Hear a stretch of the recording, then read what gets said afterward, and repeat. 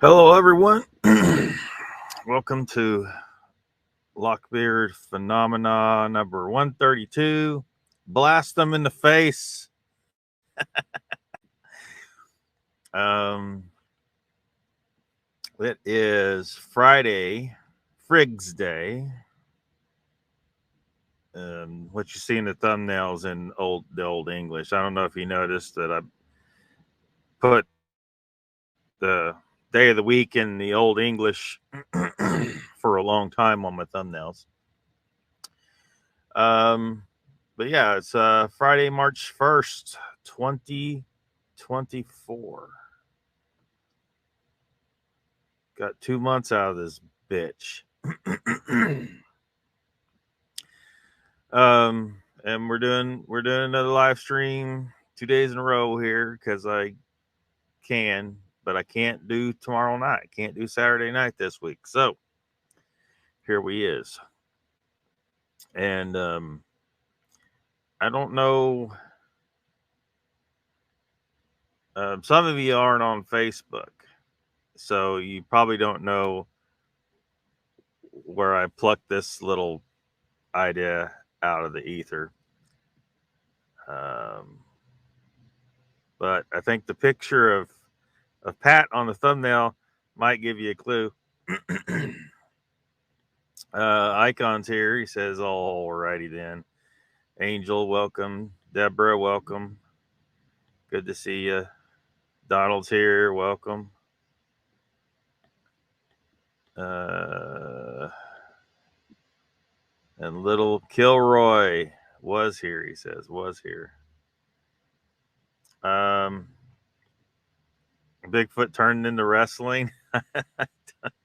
Not exactly. I don't think. Maybe Bigfoot has been in wrestling. Maybe Andre the Giant was a Bigfoot, and he just used a lot of hair removal products to look like a big human. Who knows? Piglet's here. Welcome. What's up? So Pat made a post on Facebook pertaining to, why hasn't anyone, pew-pewed a Bigfoot? He specifically mentioned in the face.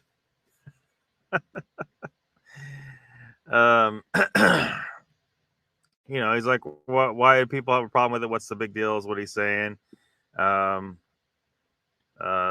he said, he didn't say it exactly like this, but basically, what's the big fucking deal, bitch? Yeah. No. Ocean Ponds here. Welcome.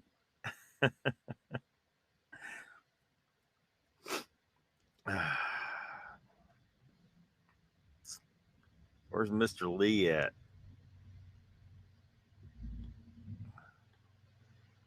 Deborah says, Lockeye friends requested you on Facebook, dude. Did you? Which account? Like, did you friend request me under the name Lockbeard or under the name Earl Salisbury? Because I don't hardly ever. I switched over. I logged into the Lockbeard account just a while ago just to post a link to this live stream, and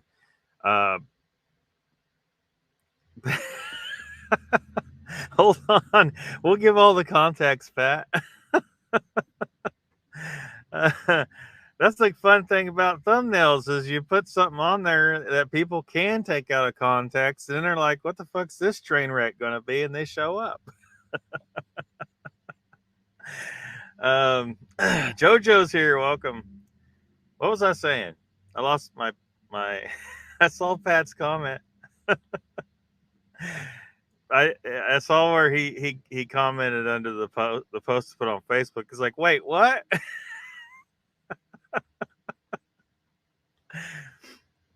Well, this is a very important question to a lot of people, right? Like some people, they're like, hey, we're going to blast that bitch.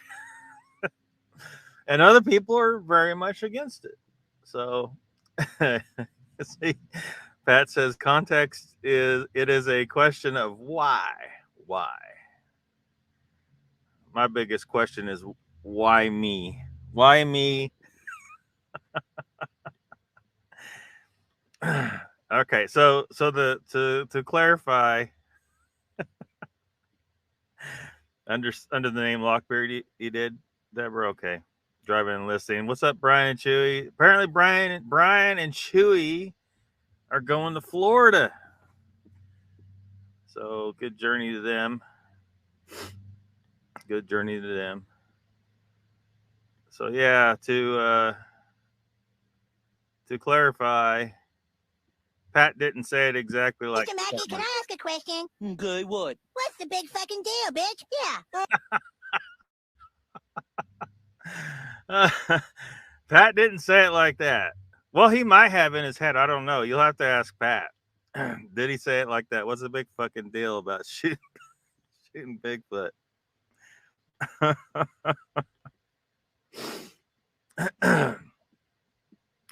All right. Well, let's just. I'll pull up the post and we can see the comments people made underneath the post and see what's up. Let me make sure that's showing correctly. I think it's big enough everybody can see it. Pat's comment or post is, I'm so curious as to why people are afraid just to kill one of these things. They are right there, 20 to 30 feet away and throwing rocks at you. Why not shoot them in the face? Why? Not all people are the same. There is no moral standard, really. Modern day humans would not be afraid to kill one of these things for the most part. So why? Why has no one shot them in the face with a shot pew pew yet? Why? And of course, we've all seen some of this discussion that comes, right? Lazy Cowboy says, yeah, the it was too human-like excuse is crap these days. Well, I think it's only crap if the person is lying, and that is an excuse. If Bigfoot looks like the picture in my thumbnail, I think it's human. And I think that if I saw that, I wouldn't want to shoot it. Although I wouldn't really want to shoot a gorilla or a chimpanzee for that matter. But unless I just needed to, you know. But because I think that if Sasquatch is real, I think they're Homo sapiens, then, and especially if I look at it and it looks like that, it's got the foot shape of a human, it's got the upright body of a human, it's got the hooded nose of a human, and other general morphological characteristics that are human. Adding to that, all of that, the behavioral characteristics of the thing, where it is avoiding us, it knows us very well, and it's intelligent enough to stay a step ahead of us. This all spells human to me, so I wouldn't want to shoot it. So for me, that's not an excuse. It's not crap. It's a real reason. But yeah, I think there are a lot of people who are telling a fib about a Bigfoot encounter. And they say, I was there, I had a gun, this Bigfoot was being a prick, but I just couldn't shoot it because it was human. And that's their excuse for why they didn't shoot the Bigfoot. Chet Nichols Jr. says, apparently there is a report of a man who did just that. There was a link to a series of reports read by a guy, plus the one untold radio where the hunter was confronted by FBI for shooting their asset. Whatever the hell that's supposed to mean. There are at least 20 reports of people shooting a Bigfoot. People today are quicker to shoot at another person than a Bigfoot. That might be true. Jojo says, why would you want to kill one? Some people believe that it's so important to get a physical specimen that it's worth killing a Sasquatch.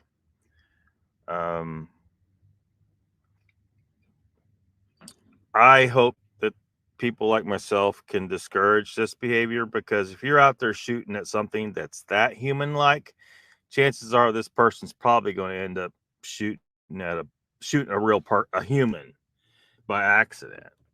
People shoot other humans by accident just hunting deer. Do you realize this is just a disaster waiting to happen? So I think it's a really bad idea to encourage people to shoot at them. And we need to discourage anyone. We need to put the social pressure on anyone wanting to shoot at a Sasquatch. We need to put the social pressure on them not to do it. That's a bad idea. Besides it, I think it's actually illegal in some states, where you're not allowed to shoot at something that you think is a Sasquatch. Now, maybe the state doesn't believe there's a real Sasquatch, but maybe they believe that a Sasquatch looks like a big human. And so if someone thinks they're shooting at a Sasquatch, they're probably going to shoot a human, right? It's good to be cautious because some people are morons, right? And they're going to go out there and shoot somebody in a, just in a coat or something, a brown coat or something. They're going to think it's a Sasquatch and they're going to blow somebody away. So we really, really ought to discourage this whole idea. It can only end badly. Ocean Pond says, Jojo, hello. Donald says, old bear has 3 down. Yeah, supposedly. I thought he had a lot more of them down. I thought he was up to 33 or some shit like that. Angel says, I was brought up not to harvest anything. I was not going to eat unless it was trying to kill me. Yeah. Good. That's good. Solid way to be, right? Don't kill something you don't need to kill. And but some people feel the need of getting a Sasquatch specimen is so important that they should shoot one. I don't think so. I want really badly to find proof that they are real, if they are real, but not enough to kill a person. And I think that these Sasquatch are people, if they're real, right? I think they're people if they're real. And even if you could say they can't be considered people, just out of respect for something that stayed a step ahead of us for this long, how about we, show a little freaking respect? Respect the skills, like Will Smith said. You chose me. Better recognize the skills. Deborah says, I have spoken with witnesses in U.S. who have said even though they had weapons, they didn't think it would be enough to stop one. Yeah, I've seen where a lot of people said that thing was so damn big, I didn't think my gun was enough. That alone is reason not to jack with it. If you got something that's that big where you're not sure your weapon's going to stop it, and you just piss it off, that's one way to get torn limb from limb, right? You got pissed off Sasquatch. Yeah, it's going to be a bad day. It's going to be a bad day. Donald says, Angel, this carnivore diet has me craving a Bigfoot.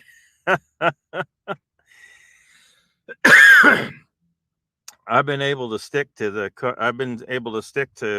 carnivore pretty well, although there's a lot of cheese involved. But again, like I said, cheese is still animal fats and proteins, so most people are still good to eat cheese. But it's hard because you go to you go anywhere and all around you is all this food that's not carnivore, and you're craving it because carbohydrates are a highly addictive drug, as strong as cocaine or more. People don't realize that it's a drug, that you're addicted to a drug, just like this damn caffeine shit, which I think I'm starting to get a little bit broke of caffeine. I don't like being addicted to caffeine, and I've gotten down to where some days I'm only, like, I've been trying to wean myself off using partials of these pills, right? Equal to about a cup of coffee, 200 milligrams each. So, like, some days I've been down to like a quarter of one of these pills. So I'm getting weaned off of it, because if I don't have caffeine, I'll start to get a headache and shit. And I'm not happy. I don't like being tied to. I don't like being addicted. So, try to get off that. And the carbs, they call to you too. They're a very addictive drug for humans and for other animals as well. That can be a really addictive drug. But I've been able to stick to it mostly. But like the other day, somebody at work, there was a couple different days, somebody at work brought some food and just brought it to him. He handed it to me, and I'm like, I didn't.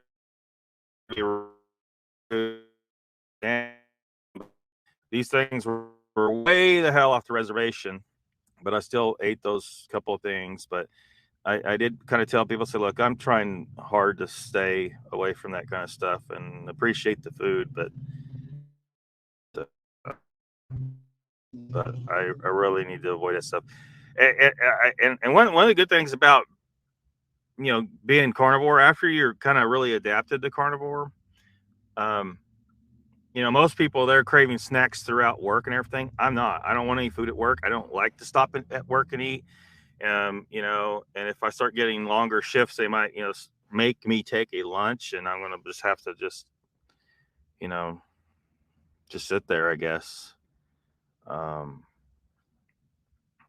Being carnivore makes it where you don't need as much food for most of us. A few people aren't like that, but for most of us, you don't need as much food.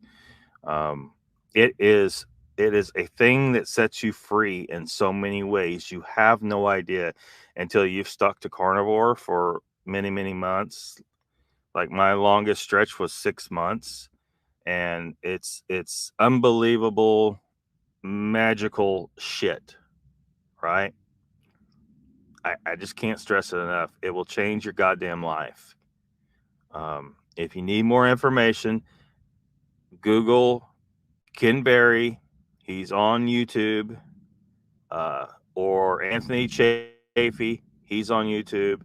Or Sean Baker. He's on YouTube. Or Professor Bart K. He's also on YouTube, but he's a little crazy, so be prepared. Don't be scared. He's the most right of all of them. They're all pretty much on point, but I like Professor Bart K the most because he's the one telling people about the problem with calories, right?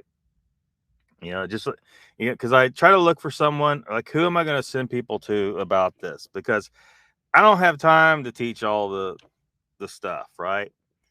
I experimented with so many stuff. I've taken human physiology courses and all that stuff myself, and I've learned so much. And at the end of the day, like, what am I going to tell people? I'm going to tell them, so look, just trust me. They're not going to trust me. And I say, well, you can go take this course and that course and this course and try to understand this science and that science until you finally get there on your own. Not everybody's going to get there on their own, though. They don't have that much curiosity about the subject matter. So I don't know what to do, but refer them to these doctors and hopefully they accept these guys as the authorities that they are. And just listen to them, because you're not going to watch hours and hours and hours of their material. I don't think most people are. You just got to trust me. All those spear points that humans flint napped for thousands and thousands of years before we had agriculture, those were not for agriculture, right? Because we didn't have agriculture. We were hunting things for millions of years. We were nothing but meat eaters. And that's what made us into what we are. And And when you ask the question, oh, what about my cholesterol? Forget about your cholesterol. That's bullshit. That whole thing was bullshit. The whole goddamn thing about cholesterol is bullshit. Oh, where am I going to get fiber? Again, more bullshit. You don't need fiber. I'm living proof. I can tell you that eliminating fiber from my diet did the exact opposite of what they claim it will do to you, right? They say you're not going to be able to take a goddamn shit and it's going to be, disaster. No, it's 180 degrees the opposite. And there's very little real science for humans dietarily because it's illegal to conduct the science correctly, right? That's part of the problem.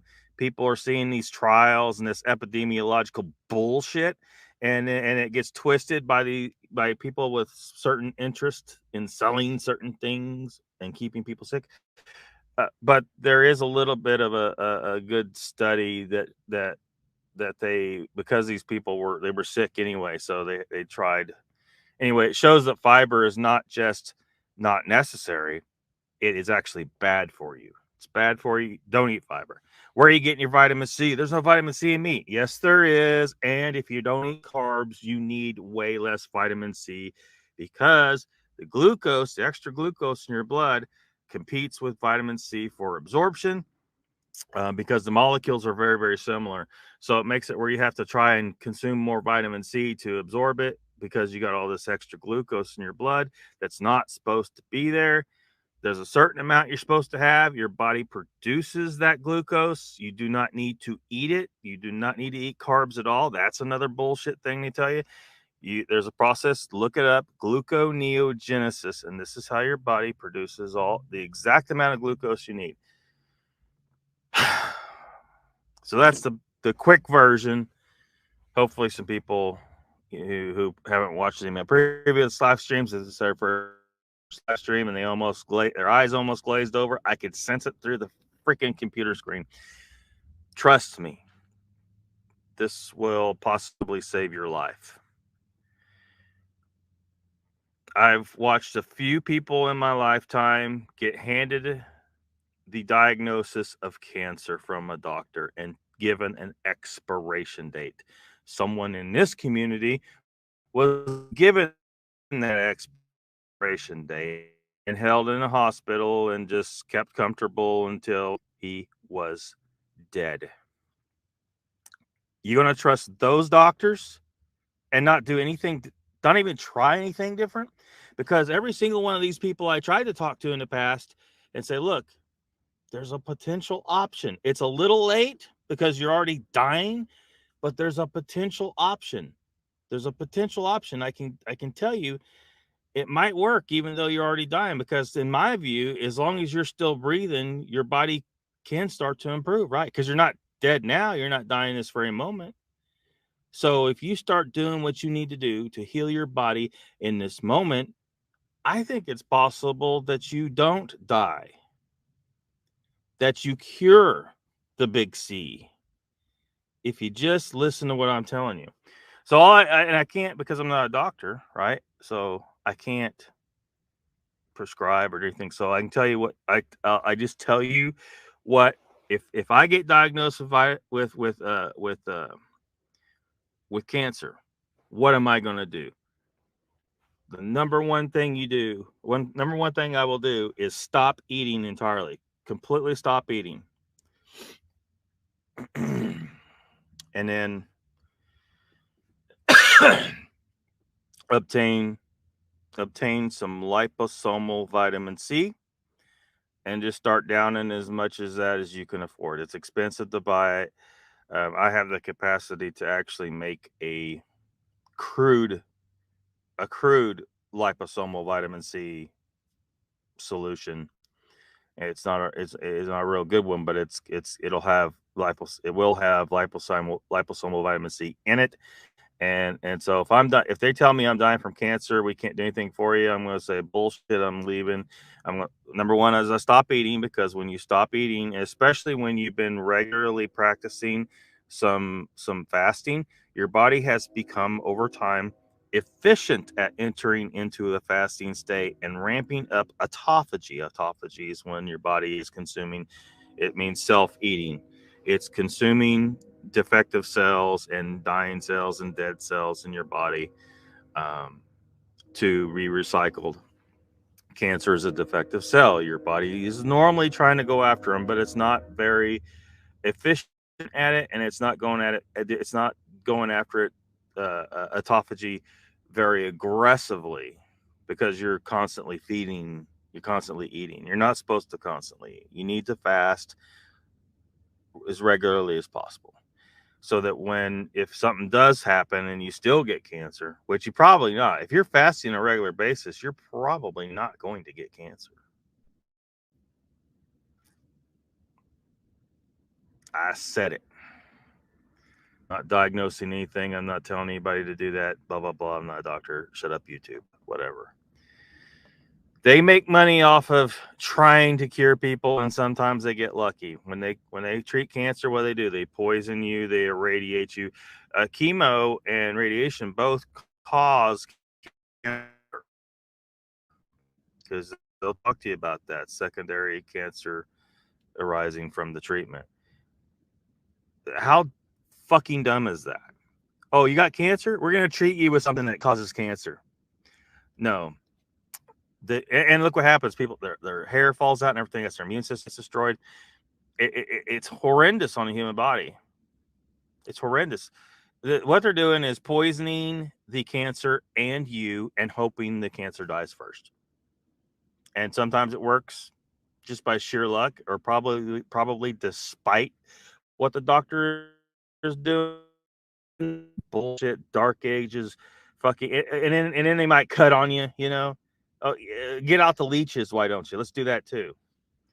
Or how about you work with your body's normal systems for fighting cancer and stop being dumbasses?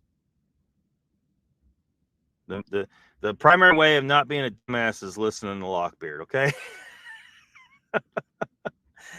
But none of these people, they always tell me, you know, oh, I'm going to trust the traditional medicine, right?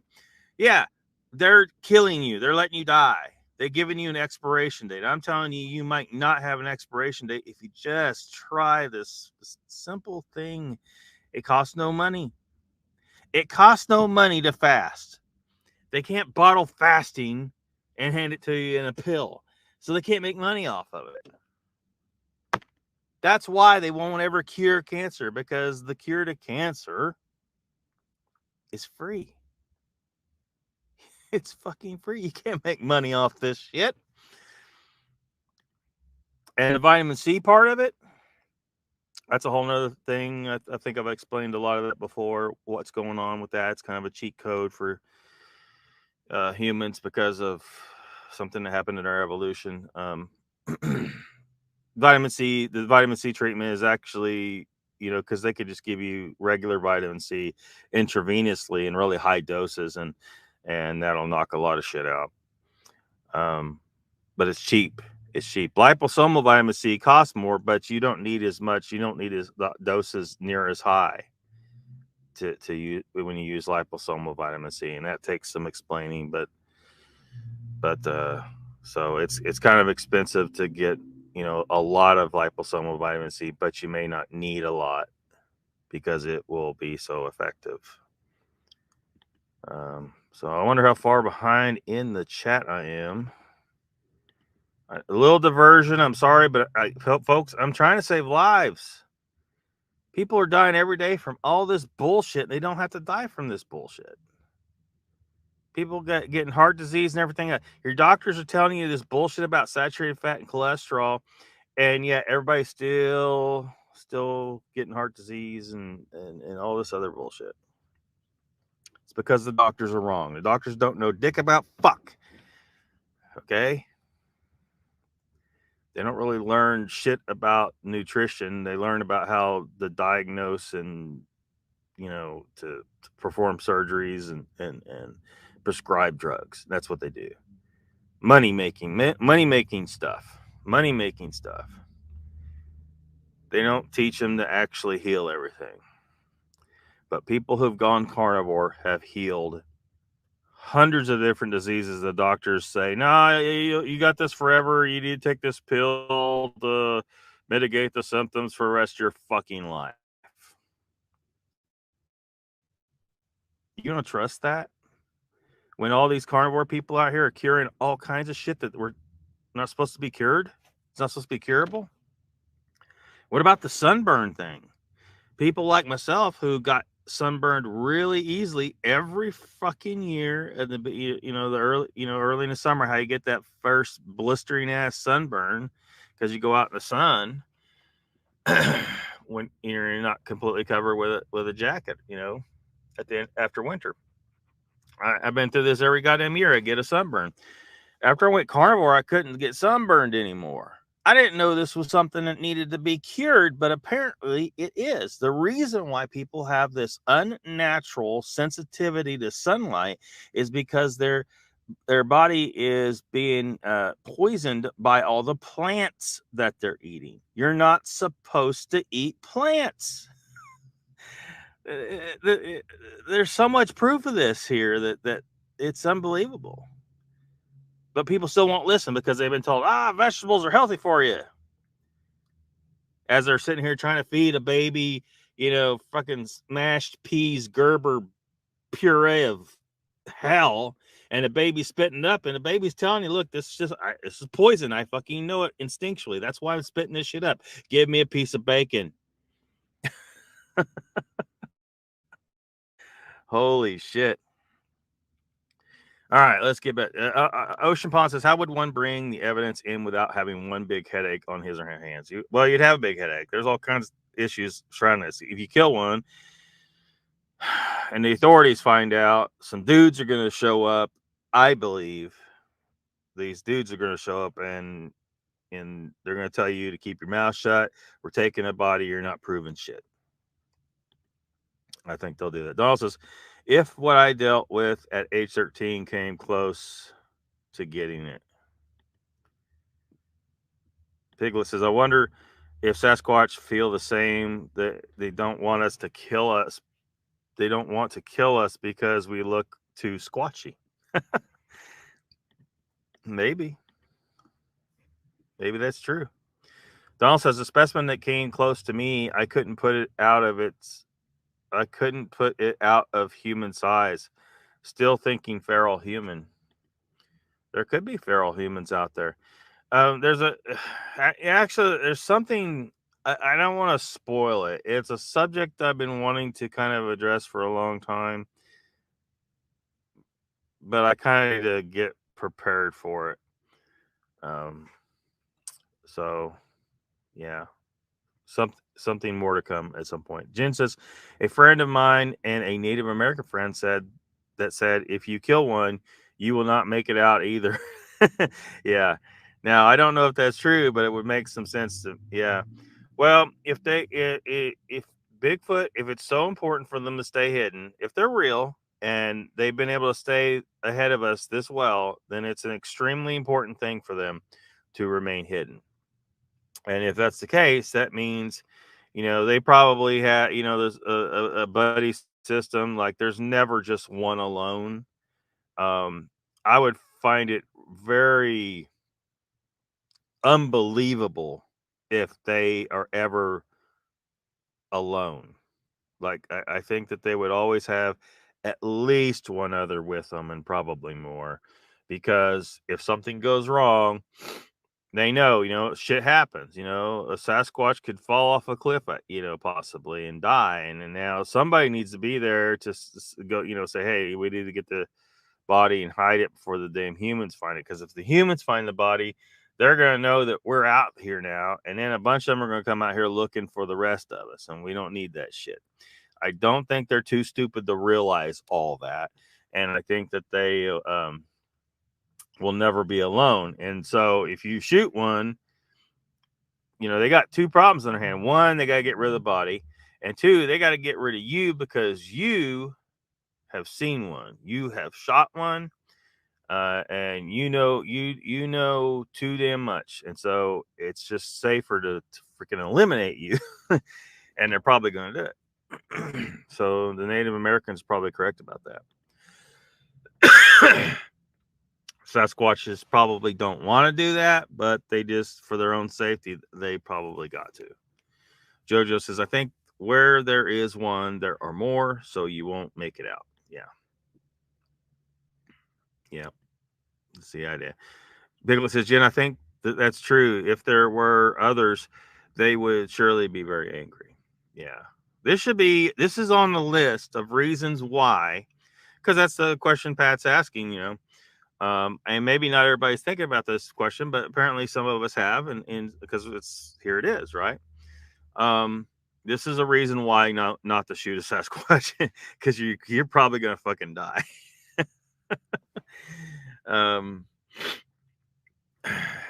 Yeah. Yeah. I wonder is Pat still here? Did he just drop in to say, get the context right, motherfucker? Donald says, yes, I'm on pain meds and have no problem with the deuces. Jojo says, surely there has been fruit and berries. There has been, but you have to remember, like, all the fruit that we have today is not natural. We have modified it. We've selectively bred almost everything that we find in the grocery store. That's not a natural fruit. The sugar content's been increased. The taste has been increased. A lot of those things were very tiny and and there weren't orchards, right? There weren't fields of blueberry bushes. There weren't orchards. And so if you ran across a fruit bush or a fruit tree, it wasn't it didn't have a big, nice, beautiful apple on it. It had little crappy ones that didn't taste as good as today. The tree wasn't as big. The wildlife had already picked over most of it, and it was full of worms. No one's been spraying it with pesticides and all this other stuff. So really what you were finding was very little, and it's only there for a short period of time. You didn't have fruit being trucked in and put in storage and preserved to where you could have apples 24/7 365. It's just not, it just didn't exist there. You especially when humans were mainly moving around. So yes, they might have preserved a little bit of something and carried it with them, but they wouldn't have been able to carry much. And the reality is they just weren't getting a lot of fruit. They might eat a little, but not a lot. And a lot of fruits are poisonous to us anyway. So if you think about that, it all adds up to fruit is not a very reliable source of food. And it's just not something they wouldn't have had a lot of. But they probably did eat a little bit, but it was a very, very little bit once a year when it was available. And humans, when they move to different areas, they're encountering these different types of plants. So it might be a completely familiar fruit that we have no evolutionary history with, and they might have been afraid to even eat it. But what's always good is meat, because animals are able to, they moved to all these different continents. Like there was giant types of elephants, all over the place. So in North America, we had like 3 different species of elephants that were as big as an African elephant. Luckily, there's still African elephants, but if we don't play our cards right with that, they might be gone soon. But mastodons and mammoths were roughly the same size as African elephants, although there were bigger species in the further distance past, and I would love to see that big one. I can't remember what it's called. I think I showed pictures on here before. Huge, massive, a stupid big elephant. But I would like to see them try to clone that and bring some of those back. That would be absolutely cool. But so meat's meat. Meat's generally meat to some extent on these big elephants and big rhinoceros, and there were these big fucking camels running around. The bison before 13 to 15,000 years ago, the bison before that point were way bigger than these are. And if you've ever seen a bison in person, because a lot of people, they haven't seen a bison in person. I have. They are big motherfuckers. Okay.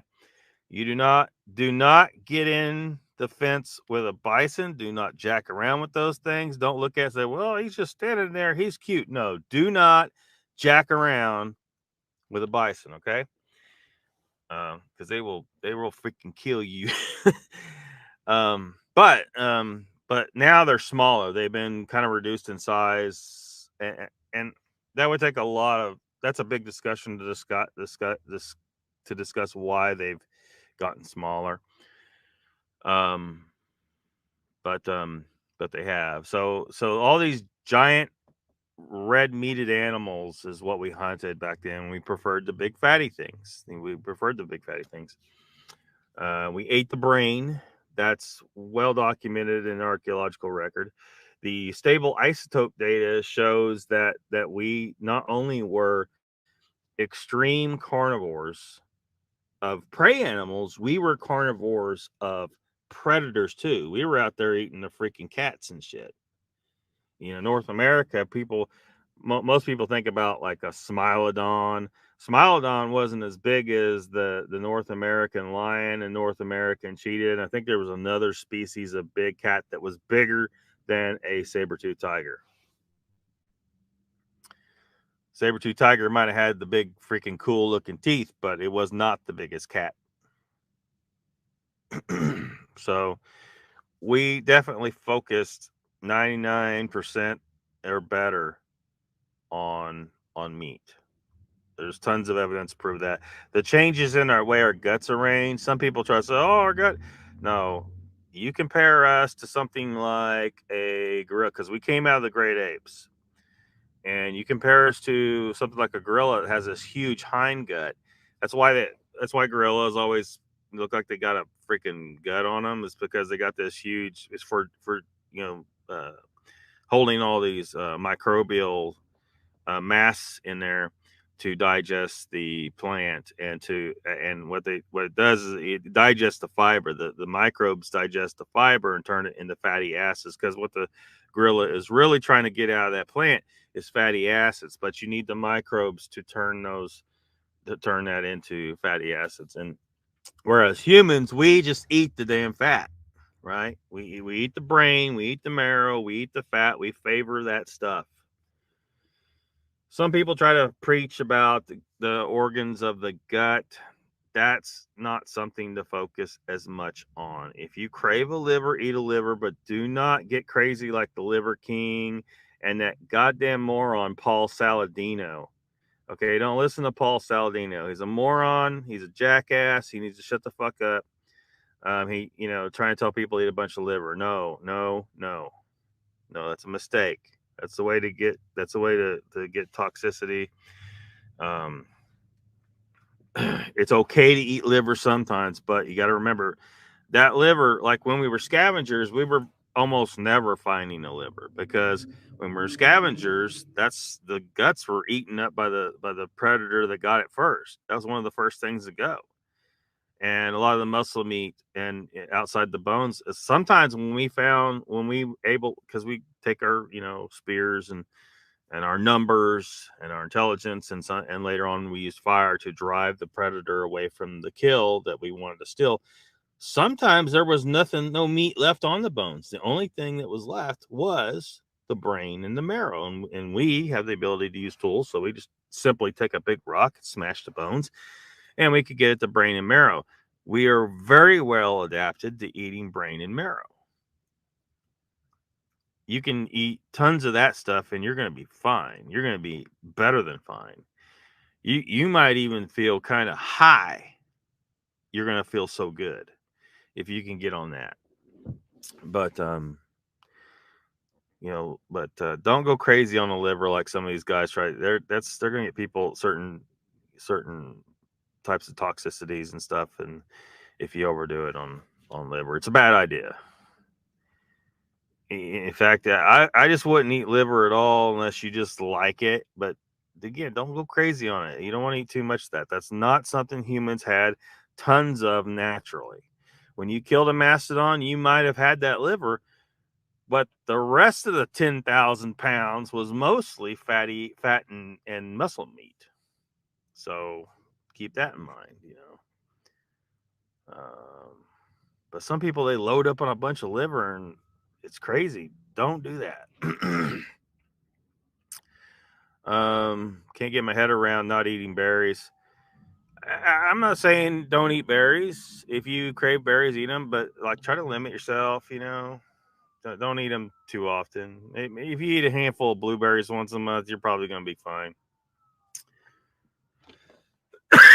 It's not going to hurt you. But I would definitely give yourself a good run. Once you get kind of adapted to ease into carnivore, please ease into it. Don't go cold turkey. Your body, again, you're going to have some withdrawal symptoms, the likes of which you've never seen. You are addicted to these carbs. You got to break yourself of that addiction, and it's going to be hard. It's really hard for some people. So, but ease into carnivore, use a food log to kind of track what you're eating and making sure you're gradually improving over a few weeks, and then give a good solid like 6 months of carnivore that's perfectly clean, and then you can go back and experiment with adding, maybe some blueberries or something, and see, if because you're going to see very, very quickly, how your body reacts to it. You're going to feel. I mean, if you don't feel anything or nothing bad, then you might be okay to eat blueberries every so often. But just try adding, one thing like that at a time, and just kind of listen to your body and try to feel, because you're really going to feel what it does if it does anything. Whereas before you wouldn't, because you're just kind of numb. Everything's inflamed, and yeah, you get bored eating just meat. A lot of people think that before, but once they get into it, they're like they just that's just not a thing. It's just not a thing. I mean, it gets where you're just like, well, shit, all I crave is the meat.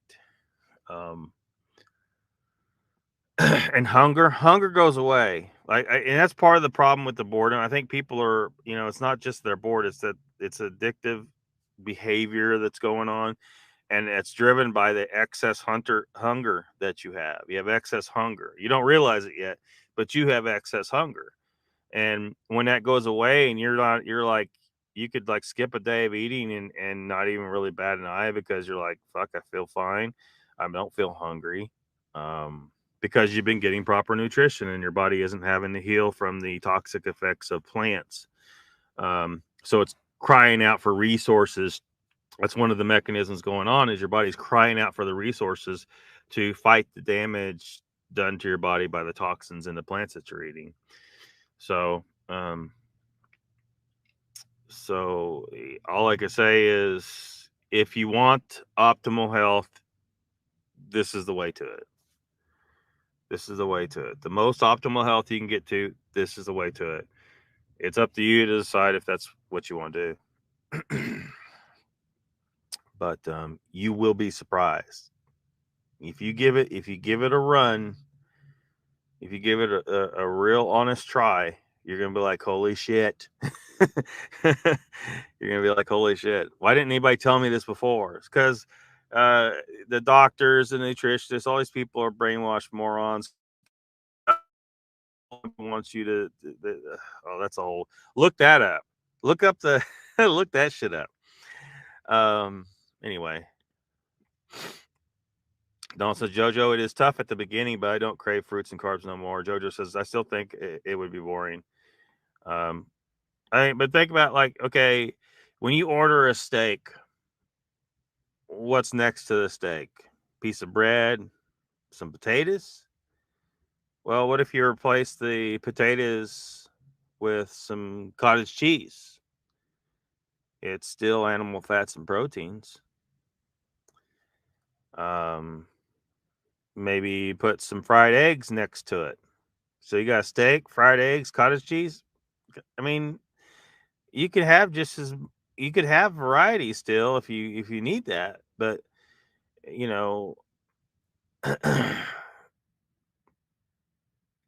I guess it's you just got to reprogram yourself around the idea that you got to put potato next to everything. Potato is toxic to humans. It's not good for you.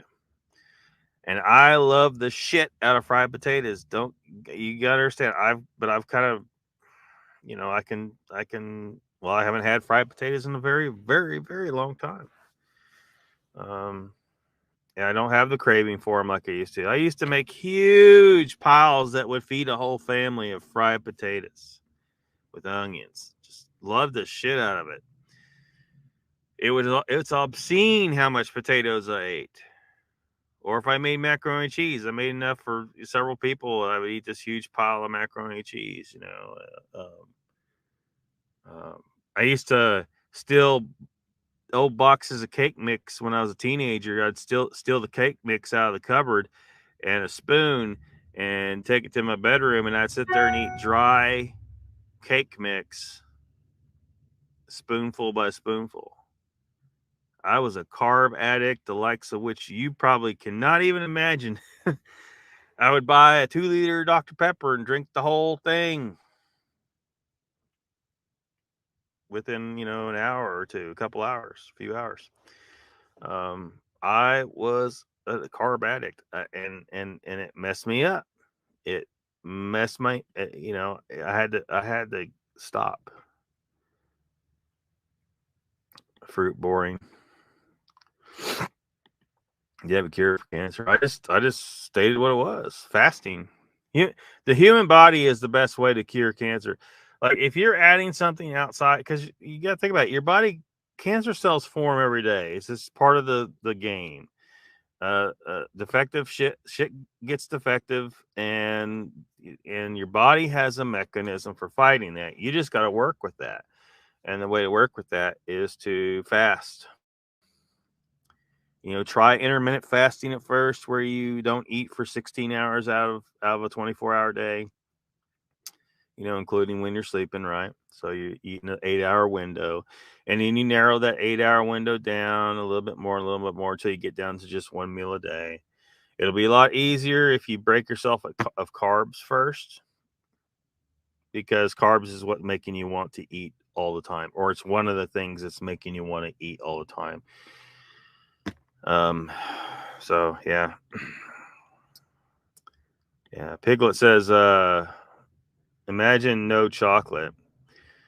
Well, again, it's something, if you've cleaned up most of your diet and you get some real quality cacao, and think of it as a very, very special occasion, you will enjoy that chocolate a whole lot more. And you might have your damn near a spiritual experience if you, you know what I mean? So say you've cleaned yourself up and went pure carnivore for 6 months, and now you're going to have that quality cacao that you ordered. Don't just go to the store and get a fucking chocolate bar with sugar in it. Get some cacao. Don't. And if you sweeten it with anything, use stevia or something. Don't try not to put any sugar in it, but you might find that you enjoy that chocolate more than you ever thought possible at that point. And so if you do that, you have, maybe you do chocolate every 2 months or something.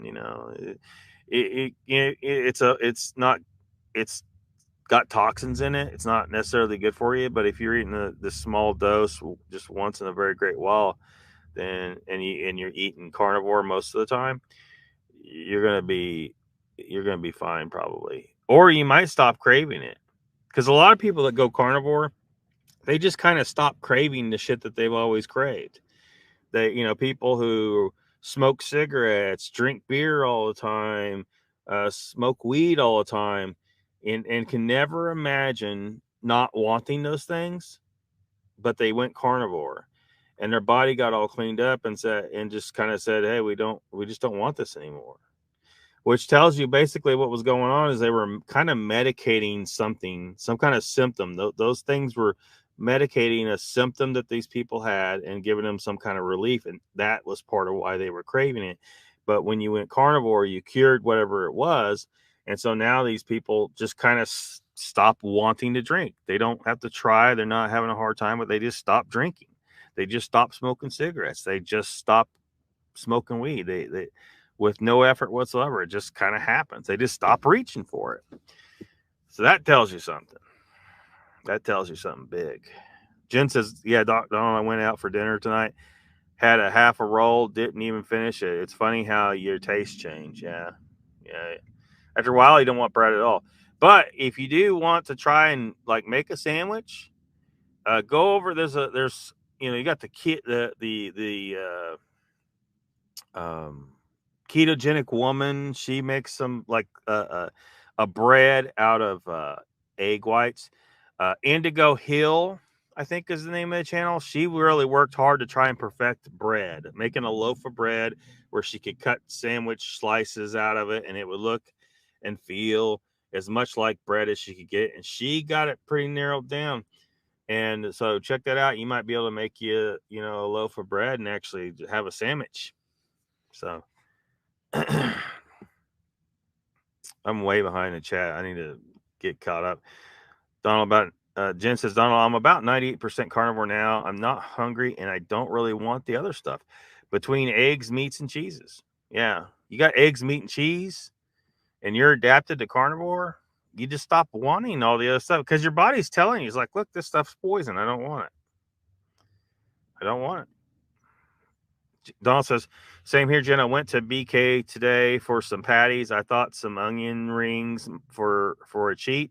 They were awful. Yeah. I used to love the shit out of onion rings, but I don't really want them anymore. Brian says, yeah, I'm going carnivore. I've been transitioning slowly. Yeah. That's the biggest thing, because a lot of people, they hear about a new diet and they want to go jump on that diet and just go cold turkey.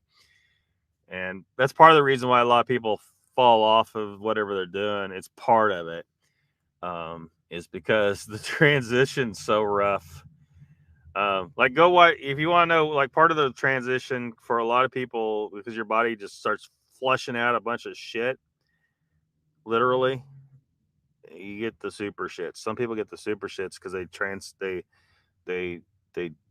transition too quickly.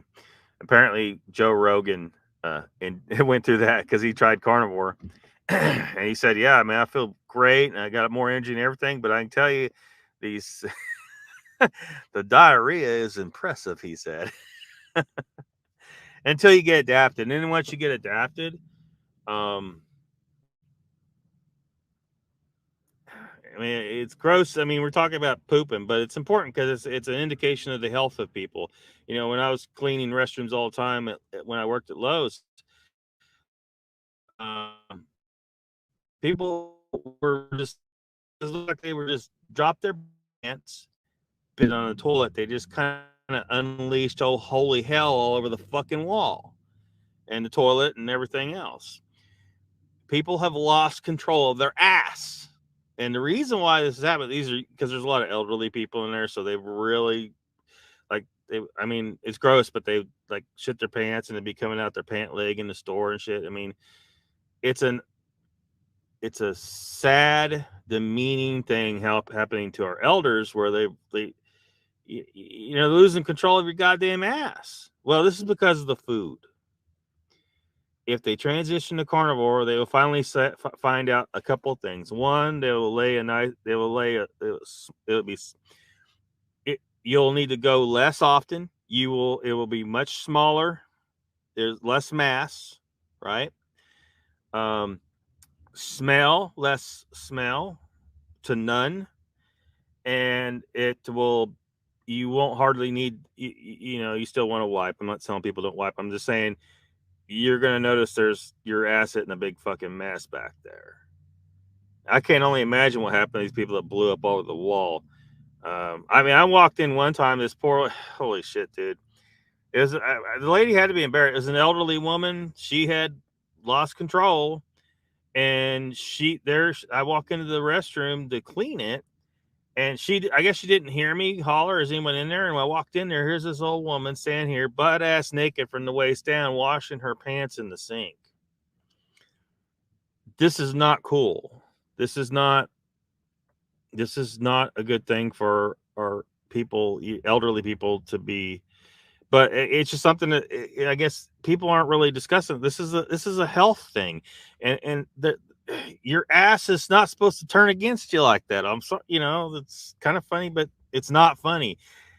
These poor people are going through hell, and there's no fucking doctor telling them why. The reason why is because you're eating shit that is debilitating the proper function of your gut from top to bottom.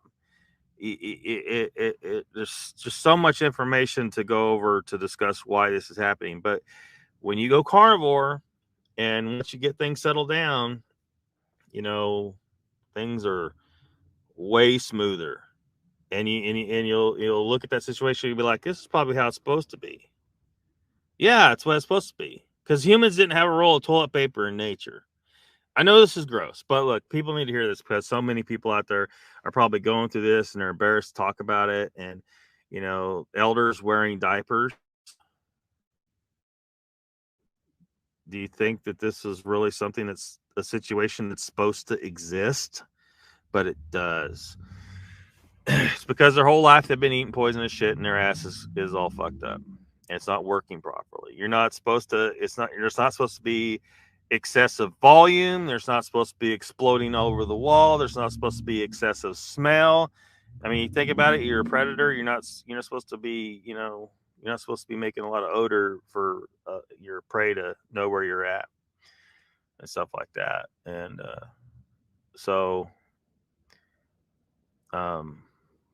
but I assure you, everyone who's been through this kind of, because a lot of people who go carnivore, it's because they were trying so many different things and they had horrible IBS and celiac and all these fucked up diseases. Their ass is fucked up, their guts are fucked up, and the carnivore cured it, and it cures it like these people. How a human is supposed to our life. Suddenly they do. I know this is gross, but people need to hear this. They need to hear this. Like the fucking vegans are trying to be all, tree hugger about why they're vegan. Need to hear this because what happens if all humans go carnivore is the amount of sewage that we produce as a species will drop dramatically. Like I think probably 25%. Like there'll be way less sewage. So that's good for the environment, folks. And you're eating way less food. You're eating way less food. I proved that with my own logs. I was writing down everything I was eating. I was weighing everything out, and my appetite dropped, and I ate way less stuff. So yeah. I mean, hopefully, I help one or two people. I'm telling you, this is life changing for so many people. And maybe it isn't life changing for everybody, but it's going to be life changing for a lot of people. That great before. Cows eat shit, to be honest. Yeah. I mean, cows should just eat grass. It's not supposed to eat grain. Grass feed your cows, And that's getting to be more of a thing. Some people say, it's not that big of a deal, but it's best to grass feed the cows. The carnivore crew. Yeah, because I'm preaching it like a fucking cult over here. Jen says, this thing, I'm trying to click on the, and it's not working very well. Jen says, run, at least we'll have that someone that understands how we eat. Yum, yum, yum. Don't pet the fuzzy cows. You can pet them once. Yeah. Deborah says, I'm off to bed. Night. Oh, good night, Deborah. Looks like Deborah, I'm way behind in the chat. Looks like Deborah missed out on the turd talk. You're probably better off. Brian says, no freaking way am I pointing anything at them but my GoPro. Zombies eat brains. Yeah, but if you ask yourself, because, when I look at like what do people enjoy watching and people, for whatever reason, you ask, why does someone think about, a situation where people eat brains? And it could be because we have that craving. The nutrition, and again, I've talked about this before about how the reason why I think humans domesticated chickens and bred them to where they lay eggs all the time, because most birds clutch eggs eggs. They set on it and hatch a clutch, and then they go about their life the rest of the year. They don't lay eggs all the time. We've got chickens that lay 300 plus eggs a year. They couldn't possibly sit on all those eggs. Humans bred them like that. So what's this got to do with brains? The brain has a certain cholesterol profile that humans need. And I know in our culture, you said gross, you said yuck, because in our culture, we've kind of lost touch with that and we're kind of grossed out by that. But it's true that it's part of our evolutionary past. We're supposed to eat the brain. But we found something to replace that. And the nutritional content of chicken egg yolks roughly approximates the nutrition that you would get out of a brain. So, and that's why people are fine with eating eggs every morning, whereas they'll complain about, oh, we ate that last night for dinner. We don't want to eat that thing, whatever it is, pizza, burgers, whatever. They want to eat something different every night. Well, nobody ever complains about eating eggs every morning. Why? Because of course, they're not thinking about consciously, but somewhere in their mind, they just crave, they want eggs every day because that it's the egg yolk specifically. I say you should a lot of times just throw the whites away, or use your whites to make some of that carnivore bread. If you're wanting to make a sandwich and you don't, you want bread that's carnivore, because there's a way to do that. There's people that got recipes to do that. So, yeah, not much. Pat, is Pat here? Alt Clutch. What's up, Alt Clutch?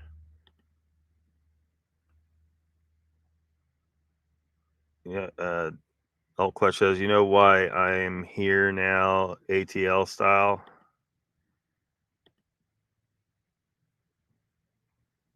Know what I am saying? Loses faith in the Sasquatch question being answered with the nonsense. Yeah. Now what am I getting? DM you on Facebook. Not what I'm getting at. I'll DM you on Facebook. Donald says, Pat, that's my conundrum in the subject, just saying. I'm going to message you on Facebook, okay? I just need your ear there for a minute. Donald says, Lockbeard, any chance for a guest? Maybe. Batmom's lurking. Hey, everyone, just listening. All right, finally I'm caught up with the freaking chat.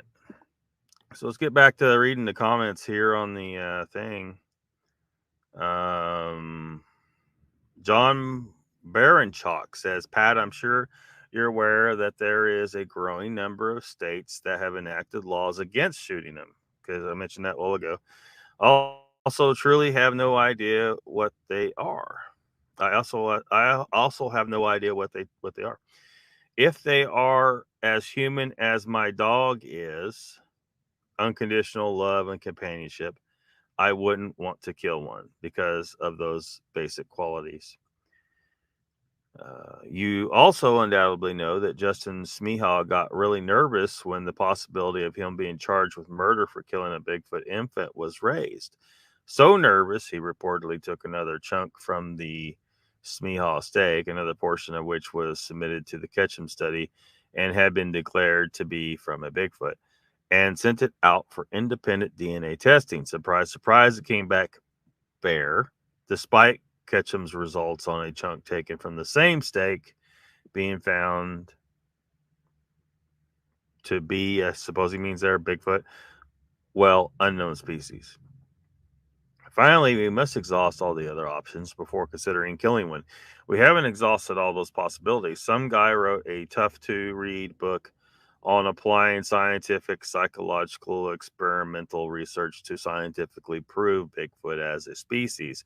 I think that needs to be implemented on at least a small, medium scale before we intentionally kill one. Thanks, John. So there's a lot of good points being made here. Why, even though some people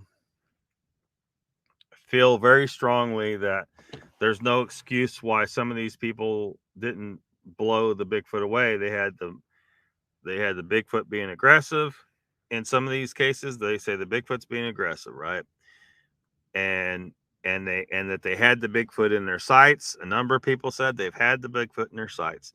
And then, but then when asked, why didn't you shoot it then? It was being an asshole. You had it in its sights. You had a big fucking gun. What the fuck's the problem? and they say, invariably, it looked human. So, like I said earlier, some of these people are just fucking lying. The whole story is a lie from top to bottom. And I get it. Why some people hearing that excuse, it looked too human. So this turns people off on that on that as a reason. That being said, I think that if Bigfoot's real, if not all people are lying, some of them are actually telling the truth about their story. They did actually see a Bigfoot, and it did actually look human to them, human enough that they weren't comfortable shooting it. That this is a good reason, right? Because you're looking at all these footprints are human shaped footprints. I know people like to make some differentiations, but there's humans that have feet that have midfoot flexion too, that are alive today. It isn't something that differentiates them Bigfoot from humans at all. There's, obviously, when you're a bigger version of a human, you're going to have some small morphological characteristic differences anyway. Just look at dogs. Look at the difference between a Chihuahua and a Pug and a Saint Bernard and a Great Dane. There's some pretty big differences there that if you compare that to the differences between a human and what people say Sasquatch looks like, the dogs are actually more different. A Chihuahua is way smaller than a Saint Bernard compared to what a human is compared to a Sasquatch. Way bigger differences in size. So, but even the small difference that we have, when you have a bigger version, there's going to be differences in the foot structure. Some small differences, and the differences that we see in the footprints, that the ones that we can reasonably, I don't want to say we take them 100% certain that they're real footprints, but we think that they might be. Those small differences that we might see from them between them and a human are not so great that they would be not human. Still a human, just a big human footprint. And you got the people who say that the Bigfoots that they have seen, the Sasquatches that they have seen, have a hooded nose like a human, not like a chimpanzee. Well, and then of course it's the upright body plan. Just those three morphological characteristics all existing in the same thing indicate that it has a very close evolutionary relationship with us. It isn't a separate line. It isn't convergent evolution. You're going to have to come up with some serious evidence for something that evolved all three of those traits roughly the same as ours in a convergent evolution scenario. No, it's far more likely, some Occam razors shit out the ass, that this thing that people are describing that have these morphological characteristics is a branch of humanity. And I think it's so close that it's actually Homo sapiens, but we need more evidence to prove that hypothesis. But even if it isn't Homo sapiens, if it's as closely related as its morphological characteristics would seem to indicate, it's something I don't want to shoot. No matter how bad I want to prove Sasquatch is real, I'm not shooting that. I'm just not. And I'm not comfortable with the idea of shooting a chimpanzee. Chimpanzees, I don't think, should be kept in a cage. I think that they're too intelligent. They shouldn't be kept in a cage. They need to be put back in the wild where they belong. that they should be considered a primitive, but a type of people, a primitive type of people. So, and you know, some people may not be on board with me on that. I mean, some people might be just fine with blowing away a chimpanzee, you know, but you know, I don't think that we should do that, you know, unless you're defending yourself, you know, from an attack. But obviously, but I don't know how many more comments we got. It looks like Tristan's here in this comment. I'll jump back over on StreamYard and see what you guys are talking about.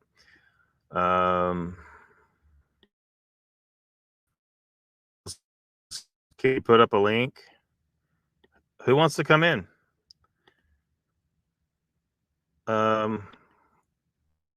Fist is here. Welcome.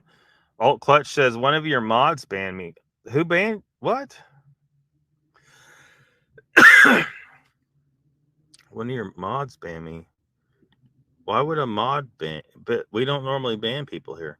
Donald says, or send me one on Facebook and I'll send it to Patrick.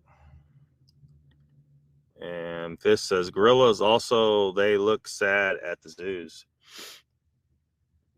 Well, hold on. I haven't done this in so long. I got to figure out how to do it. Hold on. So, just a minute.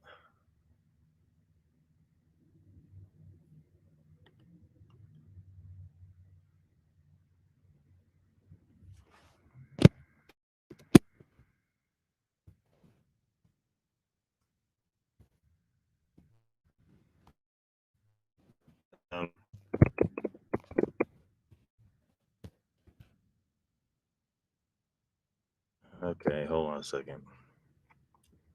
How do I do this? Oh, okay.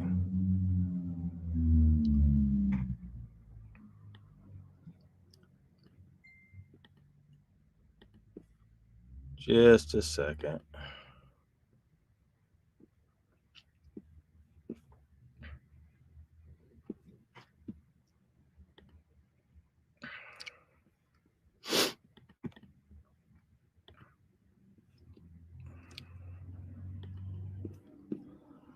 So, it looks like they're telling me Squatch Talk wants to join in on the conversation here. Let me read Tristan's comment. He says, many eyewitnesses who've apparently had them in their sights or after the fact will say it looks too human, especially the fact they should bury that. It does sound like an excuse, though, and the fact it's apparently happened to many people does make you wonder. Besides the famous Ape Canyon incident with Fred Beck in 1924, as well as the Texas bugs story on Art Bell, the siege of Hanobi in Oklahoma, which I'm not too far from there now, and other stories over the years, we still can't seem to get a body. There was one encounter of a hunter killing a that was in a tree, and the male Bigfoot carried its body up a cliff. Whether it's BS or not, you be the judge. He's got a link there. Pat said, yeah, man, the too human thing is just Bigfoot echo chamber cannon, not buying it. So Pat's not buying that at all. Kaufman says the one we saw was 25 feet from us. It stood about 8 foot tall and about 700 pounds. I had a 12 gauge. My girlfriend's dad had a 410. And if we were stupid enough to shoot it, well, I wouldn't be here writing this. We would have been toast. It would have been like trying to kill a full-grown rhino with a BB gun.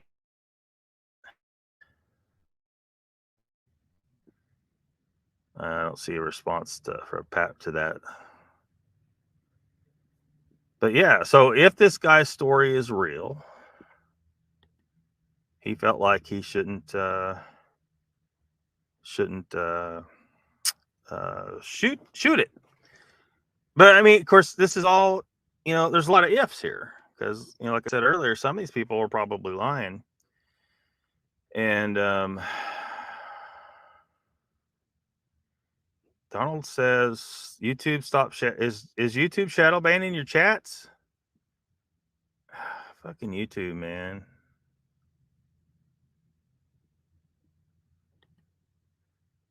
So I sent Donald, I sent you the link on Facebook.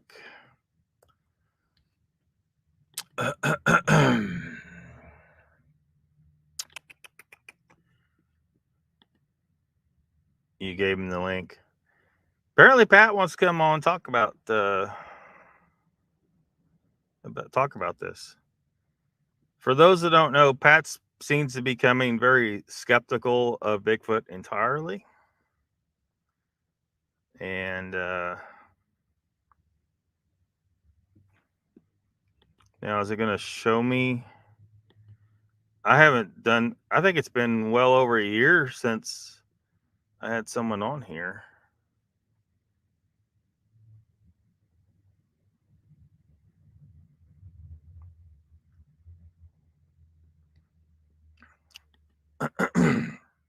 So I can't remember how it shows me when someone's here. Fist says a few years back, two dudes busted in the Calgary Zoo and decided to go through the tiger cage to get in. The one guy lost an arm. Yeah, that was that sounds stupid. There's some Darwin awards right there.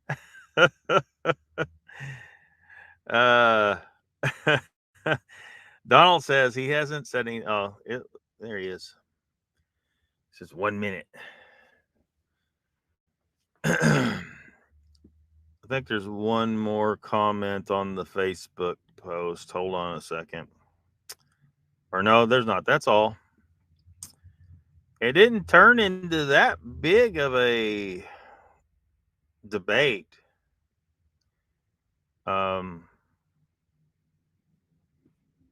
So yeah.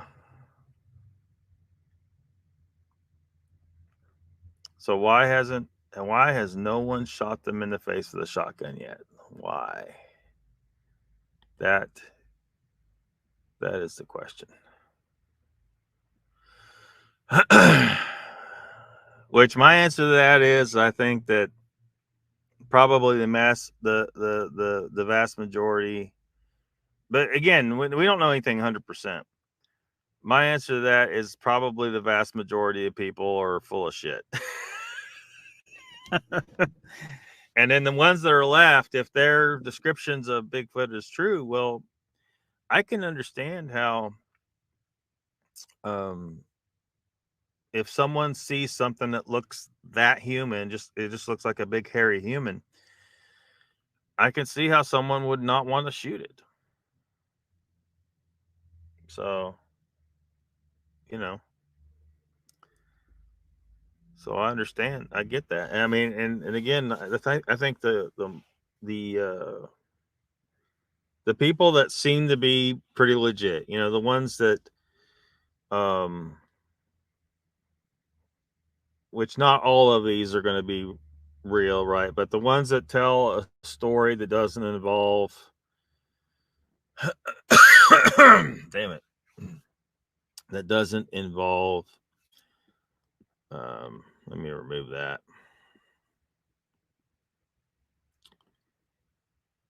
I don't know.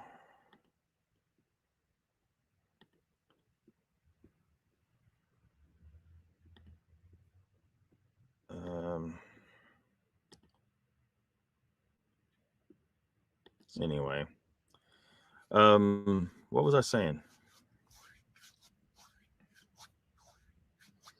The ones that tell stories that don't involve portals, mind speak, and orbs flying out their ass, orb butter, Donald's orb butter, and whatever. What's the other? I'm missing something. I know I'm missing something. Cloaking, or people who said that they witnessed the Bigfoot's getting their groove on. I just don't know if that's possible. At least not with without a having developed really good observational protocols specific to Sasquatch, which you kind of have to do for a lot of animals, especially elusive animals. It's hard. You got to develop some protocols to observe those animals. It can be really hard to observe elusive animals until you learn how. You don't just go out there and do it. Humans don't always know exactly how to pull that off. Donald says he loves me some more butter. Oh, there he is. There's Pat. Welcome, Pat. Hey, bud. Can you hear me okay? I hear you fine. Okay, great. I have a good internet connection. You know how important that is. Oh, yeah. Yeah, so first things first. I hate the fucking personal shit in this goddamn community. I'm tired of it. It just sucks. It makes me want to walk the fuck away. Somebody immediately banned my Squatch Talk channel. One of your fucking mods did that. Really? Yes, absolutely. I made that first comment that you highlighted. I went back to make a second context comment.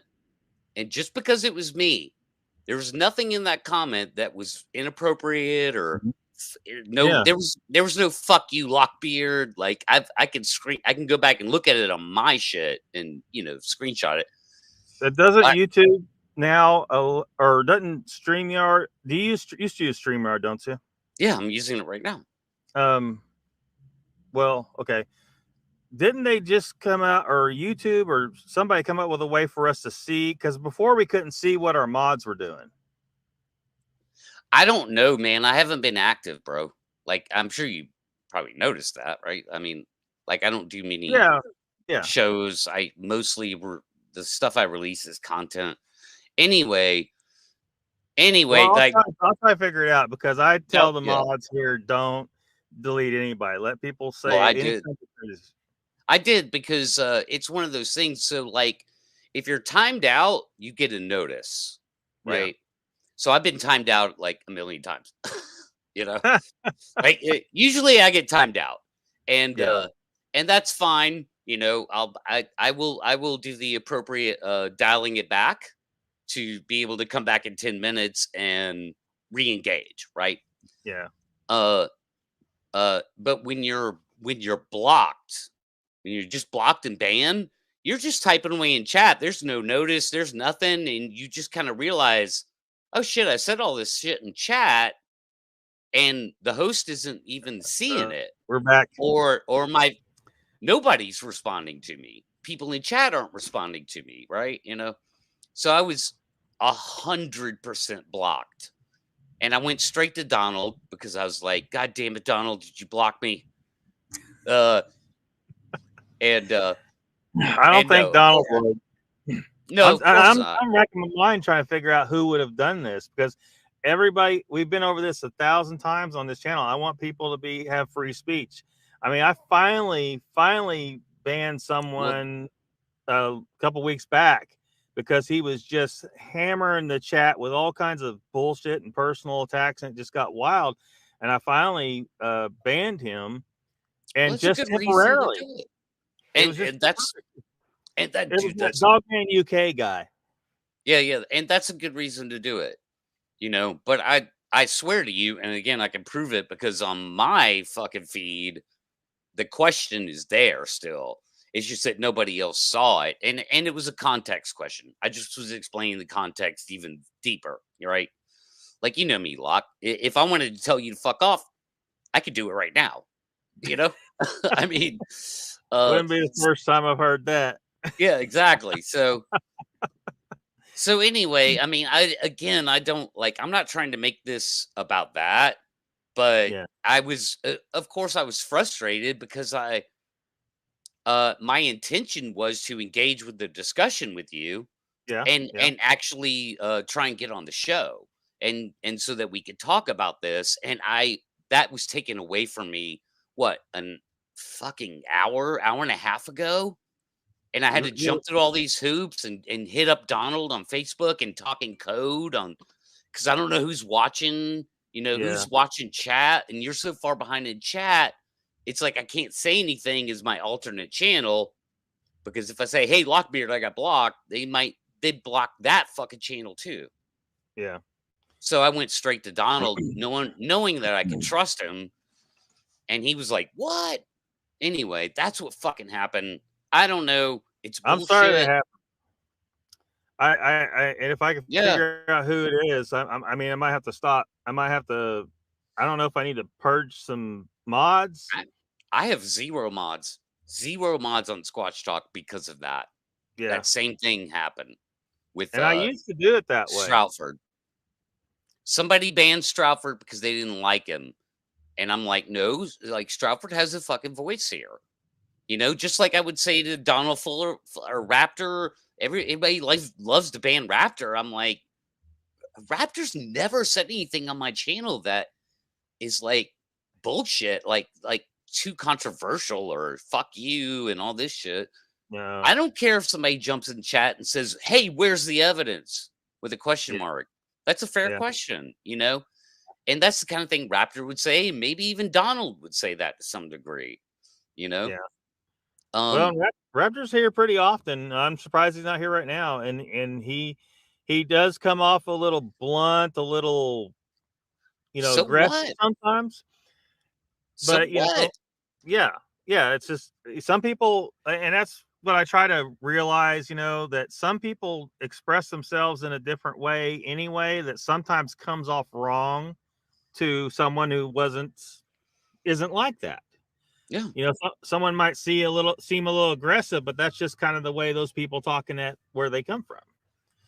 But I don't worry about it. I try to let everyone have freedom of speech here, but I can't believe Ahmad did that unless YouTube's doing it. It's and not, I don't know if it's possible. There's no way. There's no way YouTube would do it. I didn't say anything inappropriate, dog. Like, YouTube wouldn't even be on it that quick. You know what I mean? Like, they're not that good. So, and it doesn't tell you, because it's been a long time since I've been banned anywhere, because I just don't go to those places anymore. No. When you get banned, there's no notification of that. It's just that your words go empty. When you get timed out, when you get timed out, it lets you know, because like that's the slap on the wrist, right? Like, you've been timed out by blah blah blah, and that's the slap on the wrist. You're timed out for whatever it is, 5 or 10 minutes. I can't remember. Yeah. No, and I used to I used to think mods didn't have the ability to do that, but evidently they do. So yeah. Well, they've got 2 different types of mods now, so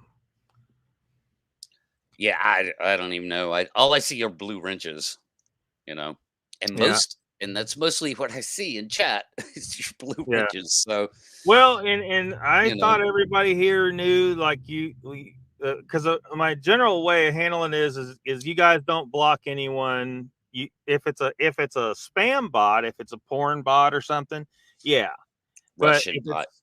Yeah, Russian there you bots. go, Russian bots. Yes. But if it's someone just being like, even if they're being a real ass like Dogman UK was, I was like, the buck stops here. I will block them myself. And that way they can't say, your mods or anything like that.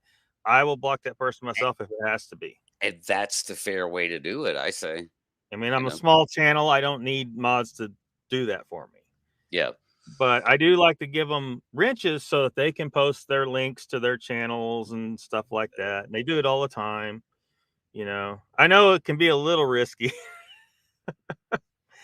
I can't join the chat because I'm still in ATL clutch on my so I keep up I keep Safari and Google Chrome. Safari is Squatch Talk, Google Chrome is ATL clutch, which is where all my fun YouTube shit is, right? My subscriptions and all that, like all the cool shit I like. Squatch Talk is for Bigfoot only, right? So, I don't know. I'll try putting a comment in the show. Like, we'll see. Like later or after the fact. I just don't want to. I don't want to go to YouTube on Safari and fucking mute Yeah. it and bleed through. We'll figure it out. I just wanted to let you know that that's what had happened because I was, Okay, because you just kind of disappeared. I just thought maybe you just left. You just wanted to say context. And you're right. Yeah. The thumbnail left a lot open to interpretation. Well, it was. Let's just get into that. Let's just drop this whole thing because we'll figure out the blocking But thing. I mean, I read the post exactly as you worded it, and I think yes, everybody knows, what you were saying. And but do they? Did some of it go over their head? Because I was maybe. actually all right. I was actually speaking in a much more general way. So I took a little bit of dig at the Bigfooter world. Mm-hmm. Like, I took a little bit of a dig, but I kept asking why. Why don't people? Why wouldn't somebody? It wasn't specific to Bigfooters. It was specific to the human race. Okay, right? 8 billion strong. But I threw in I threw in some of the Bigfooter narrative in there, right? So does this only happen to Bigfooters? Or would it happen to the 10,000 other people that have been in that fucking campsite that year? Do they get rocks thrown at them? At some point, a human being, a modern day human, there are certain types that would never be afraid to shoot one of these things in the face. I think that's undeniable. And just Justin Smayhaw that shit. You don't belong here. What the fuck are you? Why are you threatening me? Why are you harassing me? And then discover you're something that shouldn't be here, that's something I never knew about. Bam, you're dead. Like that's why there's no dead dogman bodies, right? Because a dogman a human being would have killed one of these fucking those things, Yeah. Right. So at least with the dogman, there is no, oh, it looks too human. No, it's too cute. Right. Yeah. And I'm like, there's 8 billion of us on the planet. We're the strongest species in the universe, as far as we know of, whatever you think about that. And Dogman didn't stand a chance. So my logic there is not so much the Bigfooters, because I do not support Bigfooters going out in the woods and trying to kill one, because that didn't really work out so good for the NWAC guys, right?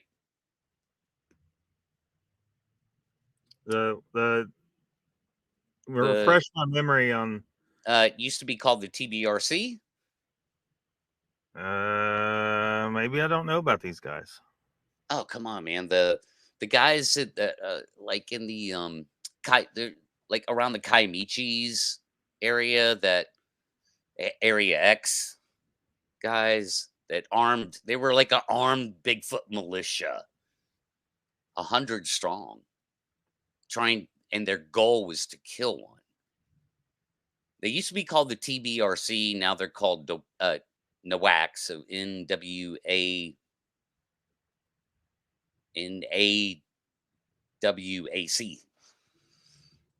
Yeah, I mean, I know there was a organization. It was it North American Wood Ape people? Yes. Yeah. Okay. North American Wood Ape Conservancy. Yes. Yeah. Right. So that didn't work out for them very well. It was literally a bunch of guys, sometimes like a lot of them out there, 30 or 40 of them, with dude, like I'm talking like tactical vests and, their guns drawn down here, their rifles, all military style. And their goal was to kill a Bigfoot. And they almost killed a person. Well, and that's what I brought up earlier, is that as if we get people encouraged to go out there trying to kill a Bigfoot, they're going to end up just killing a person. And I agree. They're like, in general speaking terms, that's why I say Bigfooters shouldn't be trying to kill Bigfoot. I agree. They shouldn't be like arming up and forming up to be like what the fucking Nowak guys were trying to do. But it failed miserably. And number one, they never killed one in 10 years, but they almost killed a person. Not, probably not good. And what I was more referring to in context was our species. Like, surely there's a farmer that goes, if something's getting into his barn or his feed or fucking with his chickens or whatever, he's armed with a 12 gauge shotgun, which I think would do the job just fine. Thank you very much. I'm pretty sure I could kill a giraffe with a fucking 12 gauge shotgun. Way bigger than a Sasquatch. He would just blow the thing's fucking head off. Like, fuck you, you're not supposed to be here. And what the hell are you? An aggressive, primitive, again, Justin Smayhot type. Like, whatever you think of that, just that whole story, Justin always fell back onto, this thing doesn't belong here. It's a fucking monster. I'm going to kill it. And that is primitive thinking. So, I mean, recently you seem to be a lot more skeptical that Bigfoot even exists. So, do you still believe Smeagol? I'd have to talk to him again, like in a very serious way. But I would say, yeah, I'm leaning towards believing his story. Doesn't mean it's true. It's just that look, when it comes to, I know you and I get to talk to you and I get to vet you personally, that's the difference between me believing your story or not. I don't just take people's word for shit. So Justin's one of those people that I got to know, I got to spend a lot of time with and really truly vet, and to this day, me and Ernie, because Ernie was the artist who drew the sketches. I was just kind of there for the ride. But Ernie was the artist who drew sketches. We both still believe him. And Justin ran away from the Bigfoot world as far as he could get away, and for whatever reason, I don't know. Maybe he's full of shit. Maybe he's not. It's hard for me. It's actually hard for me to make that determination. So you're not at a place where you feel 100% Sasquatch is not real. Yeah, so I think a lot of people are misinterpreting that. Here's kind of my situation right now, Locke, is that the phenomena I still recognize as real. It's a real phenomenon. For some reason, the same thing that got me interested in this 10 years ago. Why are people saying they're seeing 8-foot-tall monkey men in the woods? Right? The problem is that what I've discovered is 98% of them are fooling themselves or full of shit in one way, like a 1,000 degrees kind of variety. But there's just 2% that I can't explain. It still exists. It's just not the Bigfoot echo chamber false narrative that has become what the narrative-driven echo chamber of entertainment has become, something that it didn't used to be. Mm-hmm. But the phenomena is still real. I'm not saying they're not there. I'm not saying that people don't see them. I can't explain that because there's still no good explanation for it. So I'm right where I used to be. In a way, I've come full circle, bro. I'm still stuck at the same question I was 10 years ago, except in a weird way, I've discovered a lot of things of why, you know, but I still can't explain the Bigfoot phenomena. I can't explain what I'm seeing in the PG film. You know, I don't think it's a guy in a suit. Doesn't look like a guy in a suit. Like, what is that? Why do people that I find credible tell me these stories of broad daylight in your face ace of base encounters? I'm not talking shadowy figures or, you know, the vague shit. I'm talking like you and I are looking at each other right now. Like, what is that? They're either lying or they're not. It's not misidentification.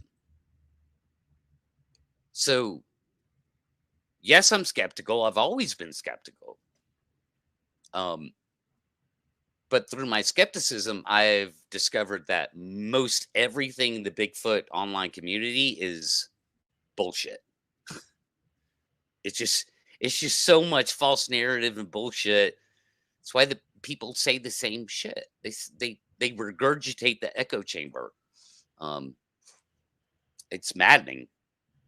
So yeah, I'm not like Bigfoot doesn't exist. All you people are fucking idiots. I have completely gone to the other side. You know, I don't know what this phenomena is. I have no idea. It appears to be some kind of primate. Yeah, I mean, I'm you know, I usually say I'm 99% sure that they're there, or at least there's a possibility that they're there, just because some small number of the people are probably not full. But it's a small number, like you said. Most people are either mistaken or they're just bald-faced lying, and so we're dealing with that. And because I usually call that they're muddying the water or they're clouding up the water and making it hard for us to find what's true, what the real stories are. Absolutely. And so, and that's my biggest problem with the Bigfoot world right now, which is why I'm on the campaign that I'm on. That's why I've kicked off this campaign, and kind of that post that you took the bait on tonight, you know, is to expand. Yeah, and that's fine, dude. Nothing wrong with that. Is to expand the discussion and try and bring it into a world of reality and reason, even if we don't agree. We're losing. You're back. We lost you for a second there. Oh, that's okay. You're back. Just bring it into some kind of adult conversation discussion that is based in some kind of reality borders. It's a good starting point, that's for sure. So if we think there's an undiscovered hominin bipedal in North America, which would be like the most amazing biological discovery in, I don't know, hundreds of years, then that's worth taking the time to kind of like kill the music at the party. This ain't a party. Bigfoot's not fun. It's not supposed to be fun and entertainment. This is an important discovery that should be taken way more seriously than it's being taken. And that's kind of my overall point at this point. Yeah, I do think it needs to be taken more seriously, more scientifically, but not these people out there who are clearly just making up all this crap. They're using it as they talk like they believe in Bigfoot, but they're really just using Bigfoot for their own gain. And they know that there's a whole bunch of people out there that want to believe in Bigfoot and portals and mind speak and all this magical stuff so badly that they will eat up any story that they hear that involves that. And those people are lost. We're not going to get them on board. I mean, when people say Bigfoot community, I don't think there's one Bigfoot community. There's two different communities, and one of them's over there. They want all that fantasy, and the other side is us who want a real logical sober, sane, scientific discussion about this, and we can't really get it most of the time because people always want to come up with this magical stuff. Yeah, I think you have a valid point. But I'll say to that, I'll kind of add to it. It's like I've always referred to the Bigfoot community as loosely affiliated, like 1,000 tribes, not. It's not even just. It's Like, not even just two. It's 1,000. It's 1,000 tribes, and you can connect those dots however you want, right? Like, you know, you can work out those percentages however you want in your head. But yeah, it's extremely tribal because people develop. There's no doubt about this, dude. This is undeniable fact. People develop cherished beliefs of these things because there's such a lack of knowledge, right? Lack of evidence. They fill that void with their own personal worldview, their own personal motives, their own personal whatever, dude. Now you're getting into a million variables of psychological or emotional connection, and again, the entertainment factor is off the charts. That's mostly what Bigfoot is. It's entertainment for people. And so they will attach themselves to it however they want. And now you're just dealing with personalities and motives that are off the charts, impossible to deal with. It just comes down to one sensible, reasonable discussion that can be had, amongst 20 people, 50. I don't know. Not the million people that swim the waters of the community, or the fucking tens of millions that listen to the stories, right? That never even really dip their toe in the waters very much. They like hearing spooky stories. That's why it's so popular. That's why, Wes Germer is bigger than Howard Stern, Spooky story time, man. Come on. Yeah. That's all that is. It's not knowledge. It's not fact. It's nothing. It's just a story. It's a. Well, even Steve Coles. I remember him trying to. What was he trying? He was saying that these stories do count as evidence to him. I don't know. I don't know. I don't know that Coles said that. I mean, all it was. hearsay. I think, like Brian Keep. I know that at one point Brian King Sharp tried to make that argument, and he compared it to a court of law. Mm-hmm. Eyewitness testimony, and yeah. And to me that's absolutely absurd, because number one, a court of law is not how you discover a new species. So like right then and there, like you have a huge disconnect. Yeah. But really, dude, eyewitness testimony is not evidence in a trial. It's not. It's an attempt to persuade a jury or a judge. And you and I both know, because we've been around the block, Locke. A good cross-examination from a good lawyer can destroy eyewitness testimony in the court of law. So it's not evidence. It's nowhere near. Yeah, it's nowhere near compelling as like, the CSI shit, right? We found blood on we found your blood on the victim's clothes, or we found their blood on your clothes, like the CSI shit, which is considered evidence, and is is very thorough, right? So it meets all the requirements for scientific standards, whereas eyewitness testimony doesn't. So all a eyewitness is trying to do in a trial is persuade a fucking jury, and a good cross-examiner can destroy that testimony in a heartbeat, especially if they pick up on any kind of you know, something about this is a red flag or not compelling, and it could go the other way. So eyewitness testimony is not evidence. Anecdote is not evidence. You know. Yeah, I lean towards that for the most part. It might be compelling.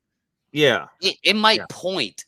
To me, it's like it might point in some direction, you know, that you might want to look into, kind of thing. But I'm sorry, you know, I mean, a story is just a story, dude. If I tell you a story about how the flying spaghetti monster dropped 12 little squatch babies onto my house last night, and they came in my house and I communicated with them, and we had we ate dinner together, like, it's all a story. Does that make it real? Does that change your reality of the world? No. Nobody's story can change the reality of the world, you know. Yeah, and I am having a hard time following all the chat. There's some people that got various questions and stuff, but this kind of goes. Bat Mom down here says multiple people who witnessed the same thing but live in different places. She says she feels that is extremely powerful and should be considered evidence to a certain extent. The one problem I see with that is if they all heard the same thing and it was in their back of their head. You know, they heard the story somewhere else, and then somehow they believe they have that same experience. And that's the problem. Yeah. You know, a meme, you know, a mind virus. Well, so Locke, I propose this. What my observations are is that there's a giant Bigfoot echo chamber where people say that the same stuff gets interjected into the echo chamber. Echo chamber's full of, you know, maybe hundreds of thousands of people that hear it. They repeat it. It's an echo chamber. And it gets spit out on the other side. Or if you're a guest on a show, you feel compelled to say the same kind of stuff that other people have said and follow the narrative. There is clearly a narrative.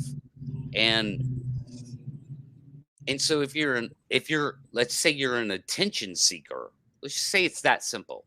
Like, I seek attention. Well, the Bigfoot world's an easy place to find it. And what is the one simple thing you have to do? Follow the narrative. That's it. I want attention. I follow the narrative. I say the same shit that other people have said. Bam.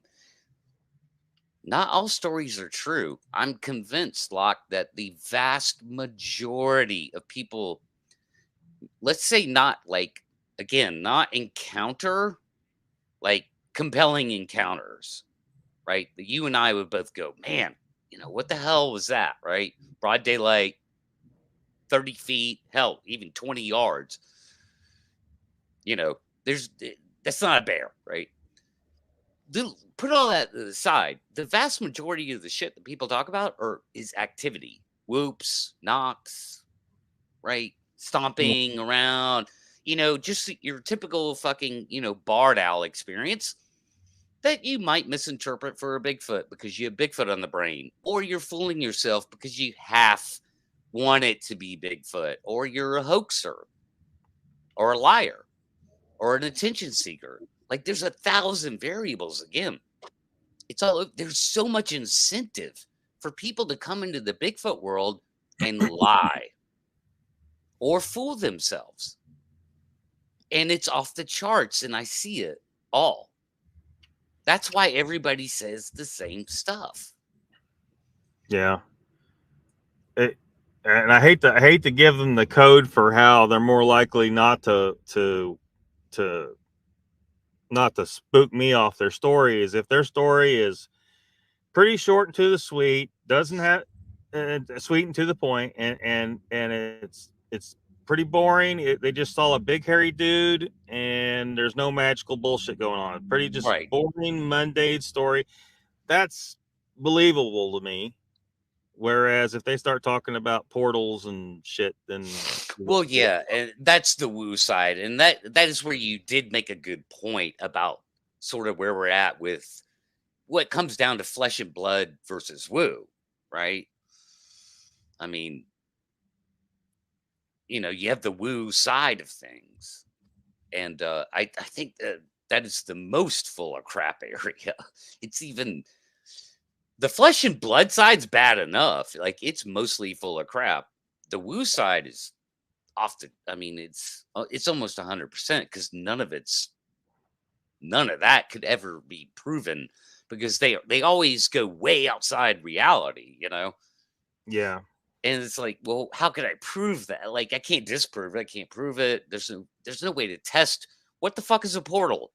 What is it? How does it form? Science says very little about this. Science fiction says a lot. It's a convenient way to go from A to B in science fiction to move the plot along. Yeah.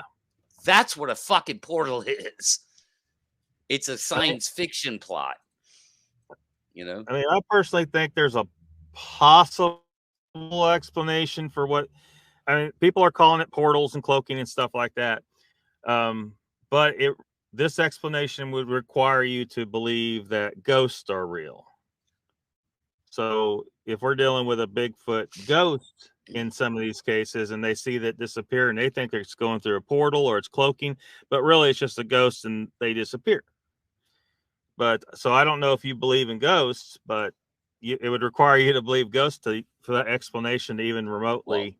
Well, I don't know what a ghost is. It's supposed to be a dead thing, Yeah. But nobody knows that. Nobody knows that. Like, again, like, even to go down that paranormal road, dude, you're talking about things that you literally, it's almost a contradiction. It's like it exists, but there's no way you could ever explain it. But yet people always want to try and explain it, so they fill that explanation with their imagination. Hey, just because it looks like a little 10-year-old girl in vintage clothing doesn't mean it is, right? Like, I could easily counter that with my own imagination. Say it's the demon trying to trick you. Yeah. All right. So, bam, instant stalemate. Yeah. Instant stalemate. I mean, you still have something of a spiritual nature, but you can't 100% know for sure. Like you can't say what it is. Sure right. Because the ghost could probably appear differently than what it really is, and mislead you.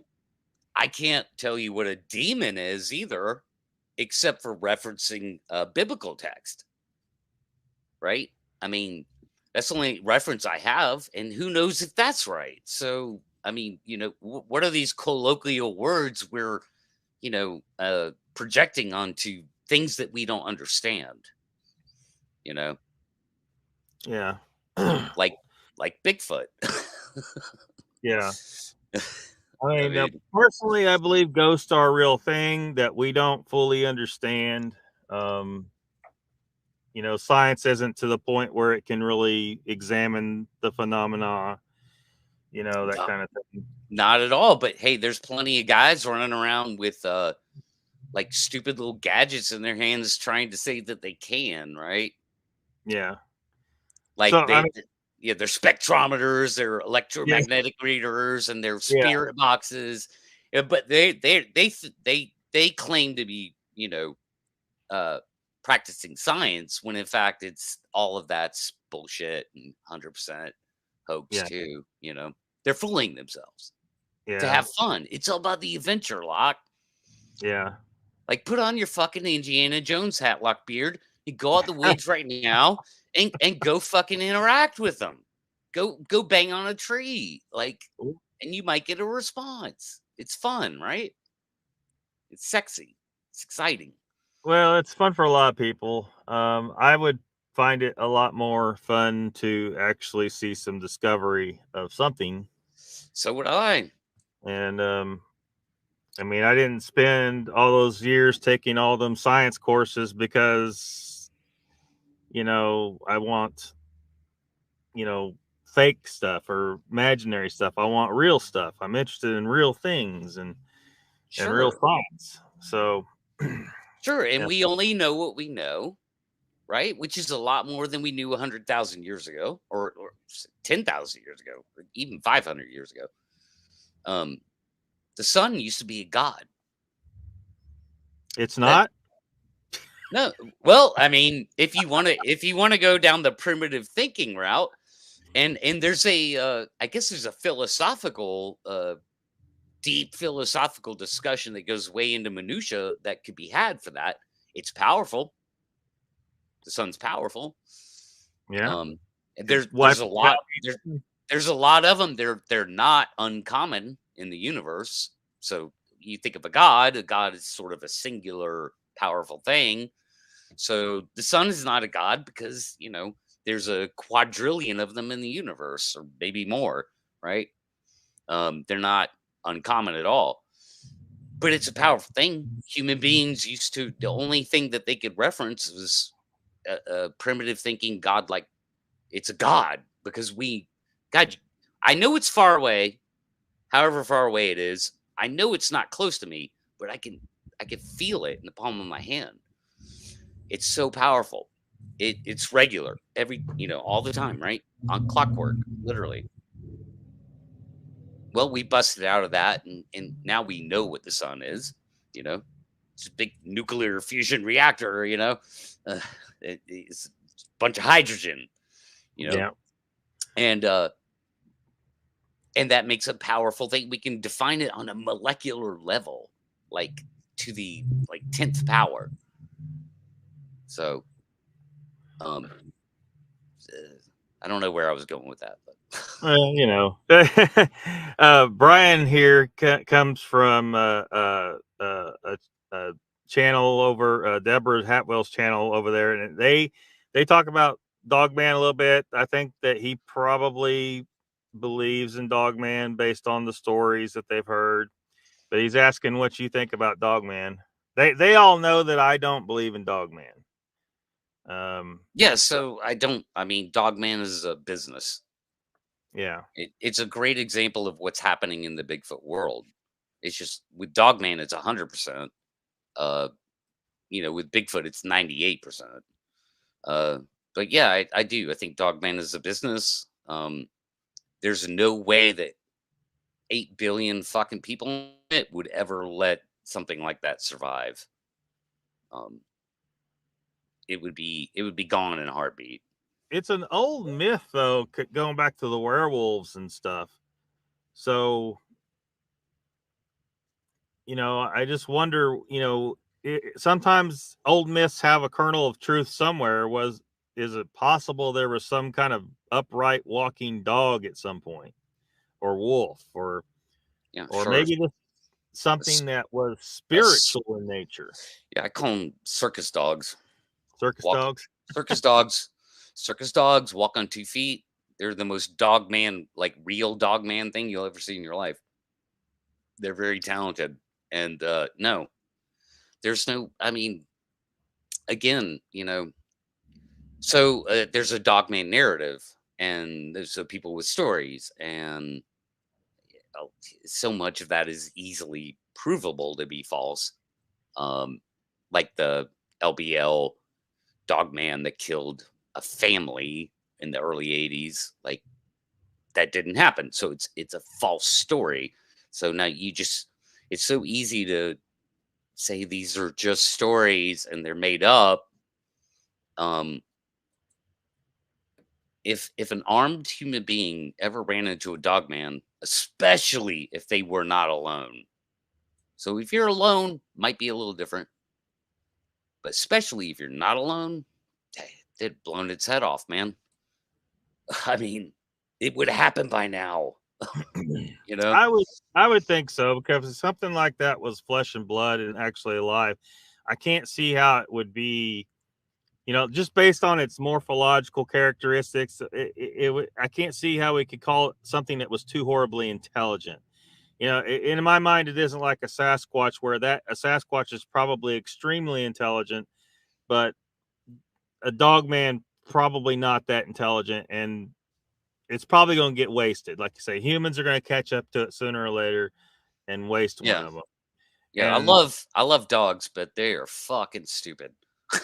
but when I see the stories of Sasquatch and again, it's hard to say which ones are more credible or than others, but what I'm seeing is the description of something that has several human characteristics to me that puts it so close to us that its intelligence must be very close to ours, and maybe even possibly surpassing us, and that might be part of why explains why it's able to stay a step ahead of us so well. Yeah, yeah, sure, and I could buy into that assumption, you know, because it would be it's a good assumption to say it's an intelligent hominin. That's a good assumption. We don't know that, but it's a fair assumption, you know. And I'm all about fair assumptions. Again, let's form the committee. Let's fuck Project Zubuk, which it does nothing. Screw them. They don't fucking do anything. You know, let's form our own committee of hashing it out and dialing in the realities of Bigfoot, man. Um and find good starting points. I mean, how else do you move the ball down the field, man, until you get rid of the nonsense and actually get we could all do scientific research, you know, from our homes. Actually don't have to march around in the woods. We can crunch numbers. We can come up with the most reasonable and best ideas and percentages. The math is like, what is the population? Like, that's, you know, that's something that needs to be hashed out, you know, and with the best minds available, you know, even if non-Bigfooters are involved. You know, I tried to get a non-Bigfooter to give me a ballpark of population the other day. He just refused to do it, but he gave me all the reasons, all the factors that would be involved, if that's fair. So he never spit out a number, but this guy's a biologist. He's a zoologist, so he's more than qualified to understand the impacts of a supposed being like this. And he at least at the end of the day, he gave me all the information I needed to understand, you know, the impact of such a creature at certain populations, you know. And so stuff like that's important to me because that's actual, like, again, dude, can we keep it in some kind of box of reason? I don't it could halo a little bit outside that, right? I think that's fair because we don't always understand full reality as a species, even now, you know, like, you know, energy is kind of magical, right? We don't fully understand energy. We don't fully understand gravity. You know, there's things we still don't fully understand. So there's always a halo around our reality. But Yeah. with Bigfoot, I think we just how better I say it, we keep it real. We reject false narratives and keep it real. Yeah, And that shoot one the in the face. yeah, shoot one in the face. That's one of the areas that it's of tremendous interest to me with the fundamental nature of reality. What mainstream science is telling us has some holes in it, and I saw these holes way back in college. There's just certain things that don't add up, and but they keep telling us this crap, and I searched and searched and searched for someone that could explain some of the holes. And eventually one day, I don't know how, I ran across this guy named Ken Wheeler. And I don't know if you ever heard of this guy, but Sounds familiar. he has a channel called Theoria Apophysis. I've mentioned him a number of times on here, so you might have heard it once or twice. Smashes some stuff big time, smashes some things big time. He was making some sense to me because I'm sitting here, you know, like with the double slit experiment where, you know, our mainstream guys just kind of threw their hands up in the air because they got results of both particle and a wave instead of going back to the drawing board and saying, hey, we got this wrong. It can't be both a particle and a wave. That's ridiculous. They just threw their hands up and said, well, it must be both, depending on whether it's being observed or not, right? Yeah. They didn't even consider the possibility that their fundamental assumptions about what the options were might be off, and go back to the drawing board and think again. Kim Wheeler explains that shit.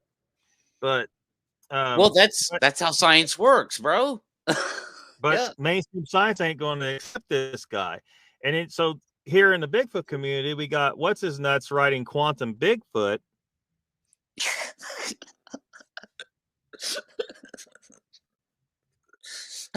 Oh, sorry, you got me. Well, what's nuts? I lost his name. Ron Moorhead, man. Yes. Yeah. But if he goes over and talks to Ken Wheeler, he's about that. He's going to get a lecture for hours about how quantum is bullshit. You know. Sure. I think one would get a lecture from it, like any college 101 quantum physics person. You know what I mean?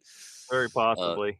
Yeah, well, he's trying to explain woo. That was with mainstream science.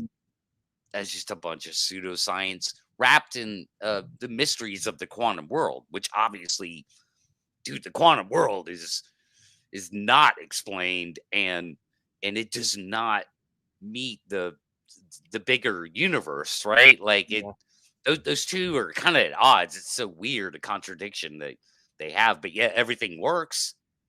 Everything works, but I think it's because they've modeled that they've created the puzzle pieces, but the puzzle pieces don't fit together. They can't achieve grand unification, and I think it's because the puzzle pieces they've created are wrong. And you could be right. I mean, that's some heavy shit. I mean, we're talking like cutting edge, like shit, dude. That, you know, who even knows how far that'll get 100 years from now when you and I are fucking dead. Yeah. You know. Well, that's why I like Ken Wheeler though, because his explanation of the universe, there's no need for grand unification because it's all unified already. And actually, he addresses ghosts too. He addresses ghosts. That's I wasn't even expecting that shit. But no, I mean, apparently, ghosts have an explanation within his model of how the universe works, and so no, I get that. Thing, though. No, you're right. That's a whole nother thing. All I'll say is I get that. I know where you're coming from, and I don't poo-poo on any of that at all. You know, but you know, there are things that I will poo-poo on, but not that. Like, because you're actually talking about real cutting edge, you know, science, and where all that lies, where we're currently at with it and stuff. But yeah, Bigfoot. Well, humans are having a hard time doing. Do what? No, Bigfoot, way different thing. Humans are having a hard time doing what? Oh, dealing with the technologies we already got. Yes and no. I mean, we're probably doing better than the aliens watching us would have expected. But everything we create has a side effect that's harming us in one way or another. Dude, if you're saying Ted Kaczynski actually made some good points, I'm gonna agree with that. You know, well, I'm not saying overall, in general. Yeah.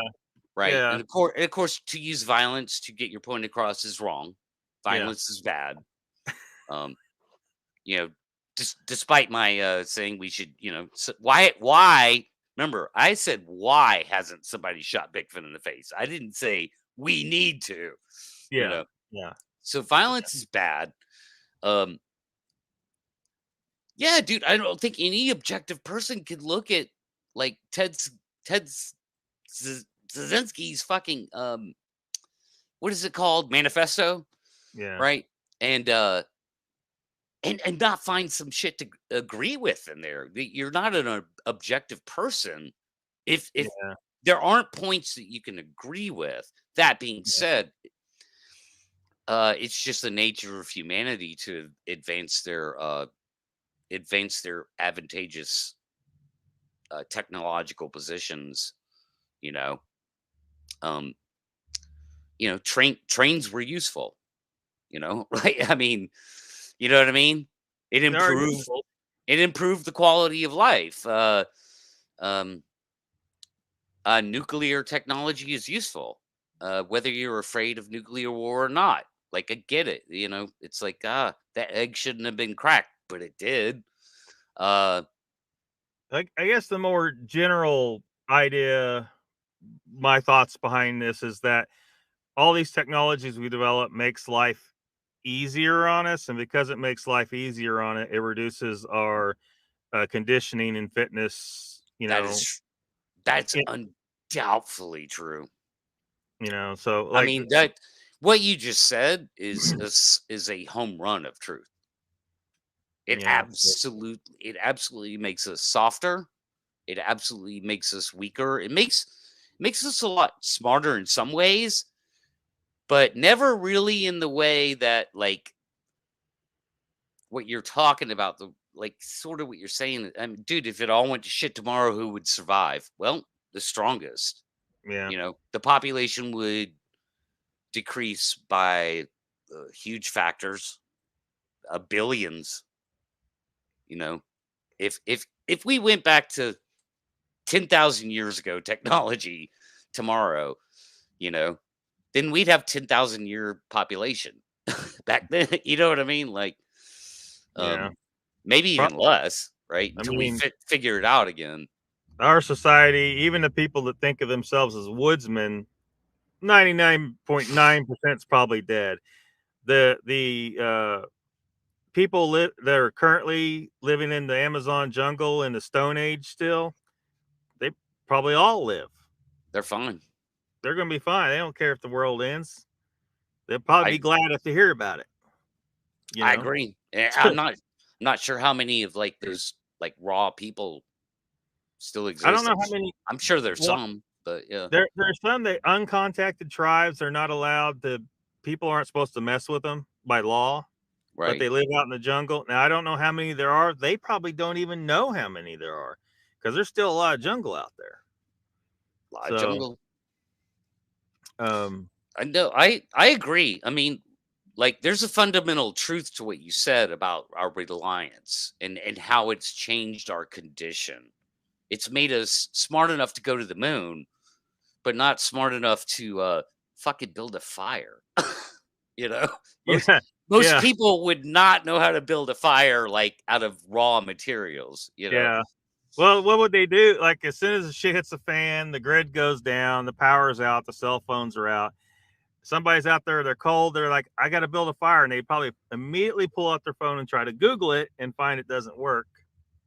And they would still instinctually reach for the phone instead of instinctually knowing to build a damn fire. Yeah, no, I agree. I mean, unless you have the, whatever the right materials to do it.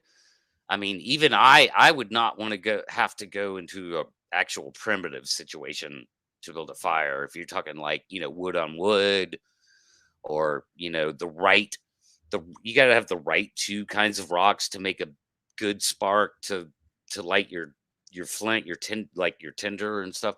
Like, yeah, man, it would be maddening. Sort of like Tom Hanks,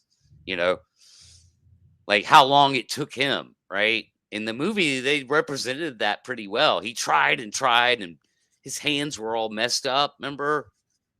And he finally figured it out, I've only seen clips of that movie. I couldn't bring myself to watch it, but well, that's what happened in the movie, where like he was stranded on a desert island. I forget the name of the fucking movie. I do too. He got like the movie. No, it was the movie was pretty Castaway, yeah. The movie did a real good job of like somewhat representing how somebody would go primitive because they needed to survive. And no, when he tried to like experiment with fire, it took him a real long time to do it. So bad that he like he rubbed his fingers raw, and then he finally figured it out. You know, and I think that's how that would go down. People would revert to a primitive. That shit is in our DNA. You know, and at least we've seen it in pop culture enough to know that it can, you know, it could probably be done, or Survivor Man, or what, you know, what have you, you know. Yeah. Well, I have a theory that the reason why we have so readily gathered around the TV set is because it's in our DNA to gather around and look, at the fire. At a fire. And that's Yes. we sort of, and instead of gathering around the fire, listening to an elder tell a story, now it's the TV's replaced it, which I don't think is the best thing. But I guess. I mean, it's hard to judge that. I mean, I don't want to be the guy to say either way, honestly. To say, like, I don't want to put a time limitation on humanity. Like, humanity's at its best in the 1700s, or 1,000 years ago, or, you know, like, whatever it is. Like, we were at our best then. I don't know. well, I mean, personally, I think, and you've heard me talk about carnivore eating and stuff like that.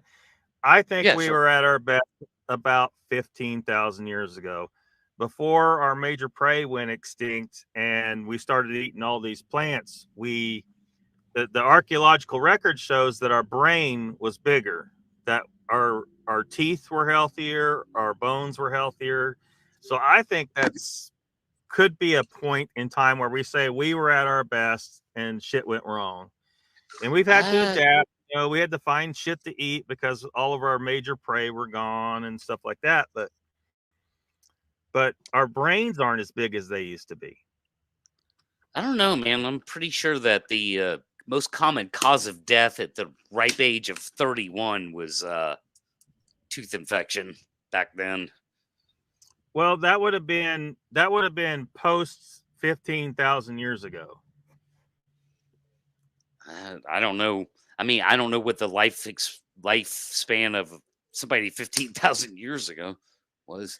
Well, I don't think they know exactly either, because the fossil record, there's not enough of a fossil record to say anything for real certainty about that. But what they do know is from the teeth is that the teeth were all perfect condition up to the point where we were forced into the dietary change, and that the brain size got smaller and humans got shorter, and signs of disease in the bones started showing up. And so it's a real interesting thing there. And so it is, but I mean, that's why I look at that as the point where we were probably at our best. That if we developed our civilization 15,000 years ago, we might be on other planets now instead of hanging around I don't know here. about that. Yeah, that's a little far fetched for me, man. I'd say that we're at our best now, dude. Like, I mean, humans, as far as I know, man, have we're bigger than we've ever been. I mean, technology is an amazing thing. Like, we manipulate the world around us. That's like a magical power, dude. Like, that's some Avengers shit, bro. You know, like, if you think about it, compared to 15,000 years ago, how we manipulate this world now is, dude, we fly. We have wings. You know. Well, yeah, but we're with all these stone structures, superheroes. well, we're doing some amazing stuff now, but with all of these stone structures around the world, somehow that TV show Ancient Aliens was always pushing this ancient alien influence on humans back then. I don't believe it was aliens. I think it was just us, and that we had some advanced technology back then that we don't really understand today yet. But one thing that guy did say on the show was, well, he said, why would they build things the way they built? Because even today with our advanced technology, we typically we'll make small blocks and we'll build stuff out of small blocks, bricks or cinder blocks or stuff like that. Well, back then, all these 100,000 plus structures way back then, they built with the biggest freaking rocks you could think of. And he said, why would they do that like that unless it was somehow easier for them to cut one big block and move one big block? Because I mean, if they wanted to build something big back then, they had to use big Legos. They couldn't do it in small ways. But they wouldn't have had the math to do that. Well, it's exceedingly hard to move a big rock. Like we would have a very hard time moving these rocks. That's what the slaves are for. But the problem with the size of the blocks, though, is if you're talking about putting it on a wood roller, the wood rollers would crush underneath the weight of these rocks of this size. And if you built if you built an earth ramp, it would just plow into the dirt. It's just too heavy to do it that way. The implication is the possibility that they had the ability to manipulate gravity. Yeah, and I can't go down that road because, number one, how? You could never describe how. It's again that turns into, well, I imagine that they had the magical powers. Like, well, it might look magical to people now, but I mean, we're at a point where with UFOs, the government is anti-gravity's magic. There's no way to even quantify it. Well, and that's a very important point about gravity, because gravity is a field, and Ken Wheeler will tell people that you cannot quantify a field. But when you understand how fields work and you understand how to manipulate fields, you can do some funny things with gravity. You can manipulate gravity. We just don't. We don't have the ability to do it I don't yet. know how. Yeah. Well, nobody's done it in the modern world. That's for sure. Well, I haven't had my hand on one of the devices that Ken has. He has these little devices. Basically, he says they work off the right hand rule, with the current and all that. That cancel out some of the gravity when you move it through a field. Again, I haven't had my hands on it. It's a little above my pay grade. I think I've seen those debunked fully, man. I know what you're talking about. Yeah. But I want to say maybe even Adam Savage himself played with that and was like, yeah, this is fucking bullshit. And explains why. You're cutting out again. Yeah. I've seen that debunked in places. I know what you're talking about. The ability to fucking go full anti-gravity, or even partial, it would make you a superhero. You could do superhero shit, You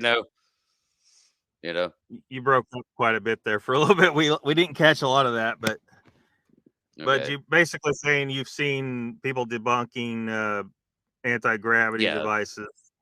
Yeah, of course. Yeah. I mean, it's not hard to do. If somebody presents one, and I mean, it's okay, let's test it. Let's fuck with it. And any good scientist have been tested beyond him. He didn't actually invent them. Someone else did. But I'm sure. But he, when you said gravity hasn't been properly explained, and that's been a problem, right? Because they don't, it's basically magic still to some degree. All we know is shit pulls towards each other. Now, the way he explains gravity is, and it's not really 100% the precise way to describe it, but basically it's incoherent magnetism where the fields aren't aligned. They just go in all directions. And so I don't know where magnetism plays a role. The thing about gravity is, though, it's 100% predictable. So gravity, the math of gravity is 100% understood. So we understand it well enough to predict it. yeah. You know, we went to the moon on Isaac Newton's laws of physics, basically. Like, so we understood the math of gravity that well, and so it's predictable. It never exceeds predictions. It never, comes in under prediction. It always meets the math of what it's supposed to be. And so therein lies the problem of anti-gravity, which would break the math. And how? I don't know. I don't know. I mean, we can fight gravity with energy. Energy can fight gravity, Well, being a field, we can manipulate fields. The more we learn about that, we're probably going to find eventually that we can 100% counteract gravity. But gravity is a funny thing. One of the things that's a pet peeve of mine is when people say the phrase, that's just a theory. And what they really mean is that's just a hypothesis. But they say that's just a theory. Right. And I'm like, well, you ever heard of gravitational theory? Gravity is just a theory. Shit still falls. It just happens that gravity is something that we can readily observe, even though we don't fully understand it. Yeah, we can easily observe it, and yes, we understand the math of it, and so yeah, that much is true. But yeah, you're right. You make a good point. You make a good counterpoint to what people say.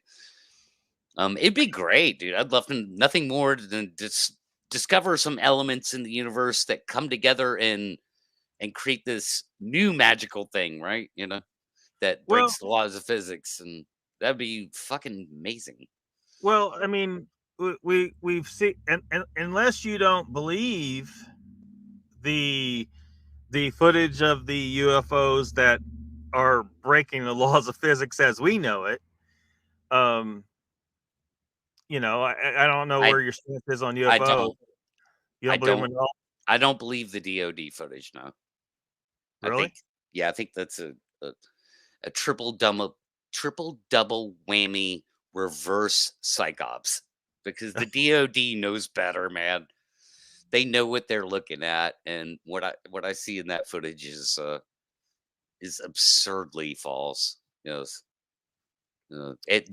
narrative that's attached to it is so absurdly You think false. they faked it? No, it's fucking dumbass pilots that don't know what they're looking at. Pilots aren't perfect people. They're actually not well-trained observers, especially things that they're trained to, pick out a MiG silhouette at fucking 2 miles, for a merge. That's about about how well-trained they are is as far as observations in the sky. So they only believed that this thing moved at unbelievable speeds. They didn't know what they were looking at. I mean, could they have been? I love pilots, and I love fighter jet pilots. I'll kiss any fighter jet pilot on the forehead right now. That's how much I love them. They're not all fucking the smartest people in the world, man. So like they just got confused at what they were looking at, and that footage. I'm looking at shit that's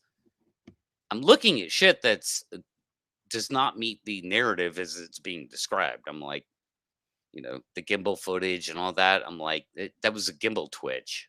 It didn't do that. The gimbal did.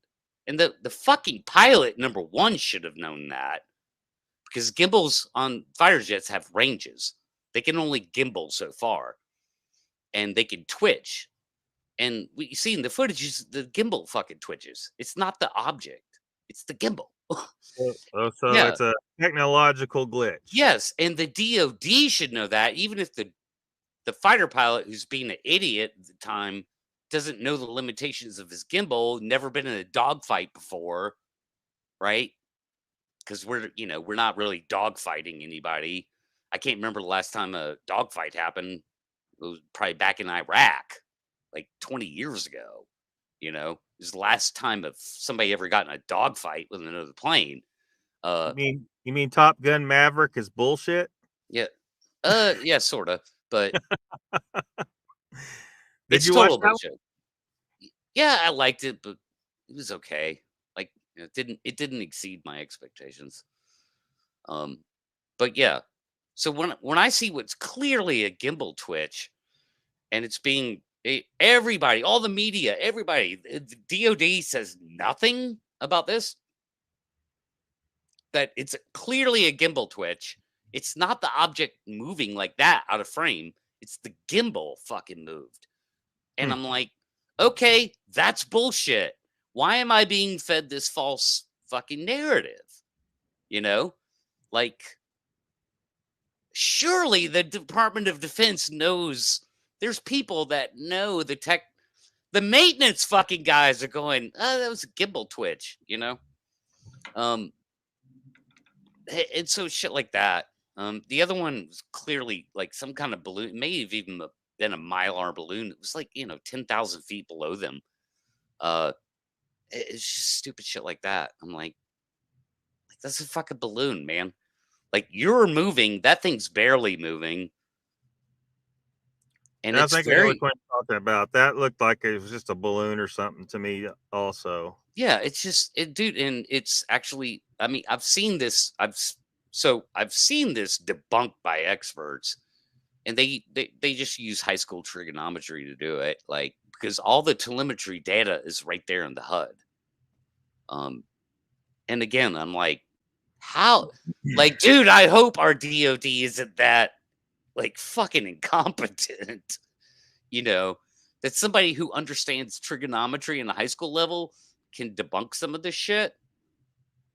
And I hope our Department of Defense is not that incompetent, and makes me wonder, why it's it's some kind of something to I don't know, to make China think that we have shit we don't, like, you know what I mean? Like, I don't know.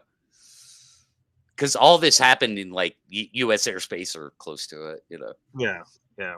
So, they test our stuff. Hey, man, that's why they spit the spy balloon. Right? That's why they said spy balloon, Lockbeard. Spy balloon. Baroon. So a lot of people have been asking. I haven't been able to read all the chat, but there was a lot of people asking about the the LBL. Mm-hmm. And your feeling is that there can't be a Bigfoot there. Yeah, that's pretty much my observations. My what I consider to be a well thought out opinion, well informed opinion. Sure, that's where I'm at, and I want to take that to the next level. I want to have a debate about that with anybody that wants to participate, like a 2v2 debate. Like, I went on Jeff's channel and started talking about it, and I got quickly outnumbered, and it was late at night, and I was a little tipsy, so, like, I probably didn't represent myself, like, as best as I could have in that discussion, Well, and tempers flared, and Well, Jay got upset, dude, because he had his encounter was in the area. I'm saying within 80, 100 miles of the area in 1967, bro. Like, so it really, to me, that's irrelevant. Like, it's 2024. It's a different world. Like, it was way different in 67. I could see Bigfoot being maybe in the area in 67, but not today. It's just too many people. Well, I think that it definitely could be, and there's a number of things that lead to me to that position. Like, and I've never been to the LBL. Neither have I that I know of. I maybe went there when I was a kid, but go ahead. Sorry. But so there, assuming Sasquatch is real, right, and it's intelligent, more intelligent than a cougar. But cougars are very elusive, but sometimes they get caught on cameras in town in places where it's pretty heavily populated. People are walking within feet of the cougar hiding in the bushes and not even realizing it's there.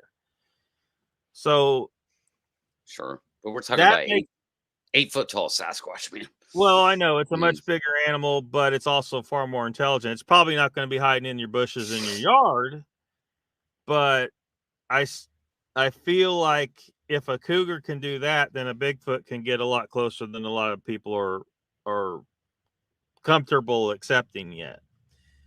And sure. then, and then general basis, I agree with you. And then, as far as the isolation of the lakes, that's the problem.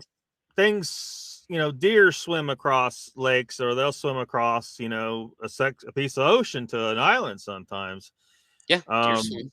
Sure. And I think that Bigfoot could possibly be a swimmer. Humans are swimmers, and if they go at night, when the boats aren't there, yeah, then it's possible that they could swim back and forth all the time, and we would never even know they came through.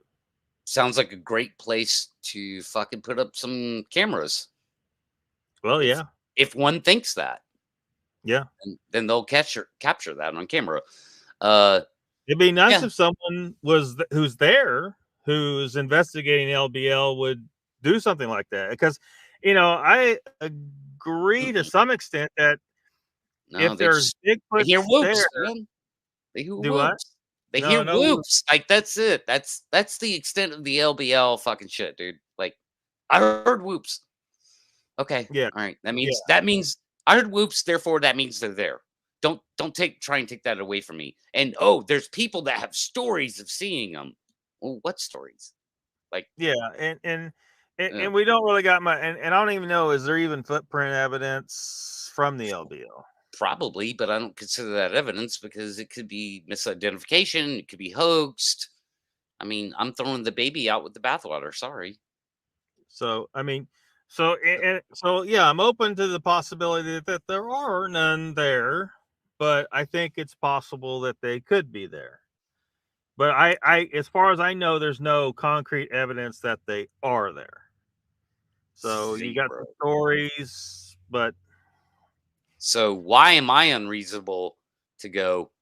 They're not there because there's no concrete evidence that they're there. What makes me unreasonable about that? I could say the same thing about Central Park. There's no concrete evidence there in Central Park. I don't think they're there. Somebody tells me a story about how they saw one in Central Park. That doesn't shape my reality of the possibility of them being there. That's kind of how I feel about the LBL. There's not much difference. And the difference would be so incredibly percentage small. Nobody can articulate, well, where do they come from? Why are they there? Where do they live? Like, where do they really exist in that area? And where do they travel through to get there? Because there's definitely no way that they're just a living population on that isolated peninsula that has 1.5 fucking million people visit the area. It's a giant person playground. That's 9 people per acre for that area. Well, did you happen to watch Steve Cole's address the math on that? Oh, what, in his rebuttal to me? Yeah. No, I never got to it because he edited the video to make me look like an idiot, and I was fucking pissed he did that. Oh, you mean from when you were? Yeah, because I said he took the when I originally spoke, remember, it was late at night, I was a little tipsy, and so I said there's 171 million acres, and then I corrected myself and said there's Yeah, 100. Yeah, yeah, I saw that, and hopefully everyone else saw that. You know that you yeah. did misspeak. Yeah, but Yeah. he edited it to make it look like I just said there's 171 million acres, and then I said 171 acres.